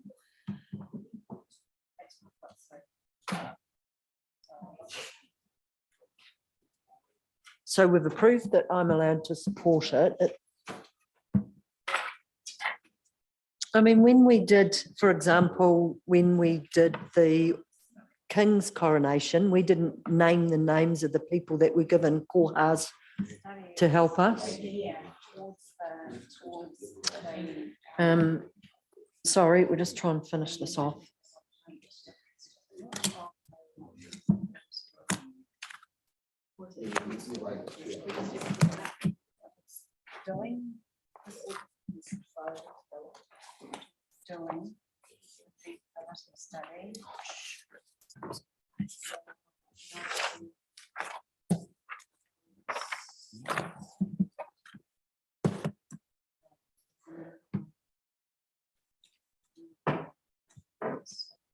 In community centre.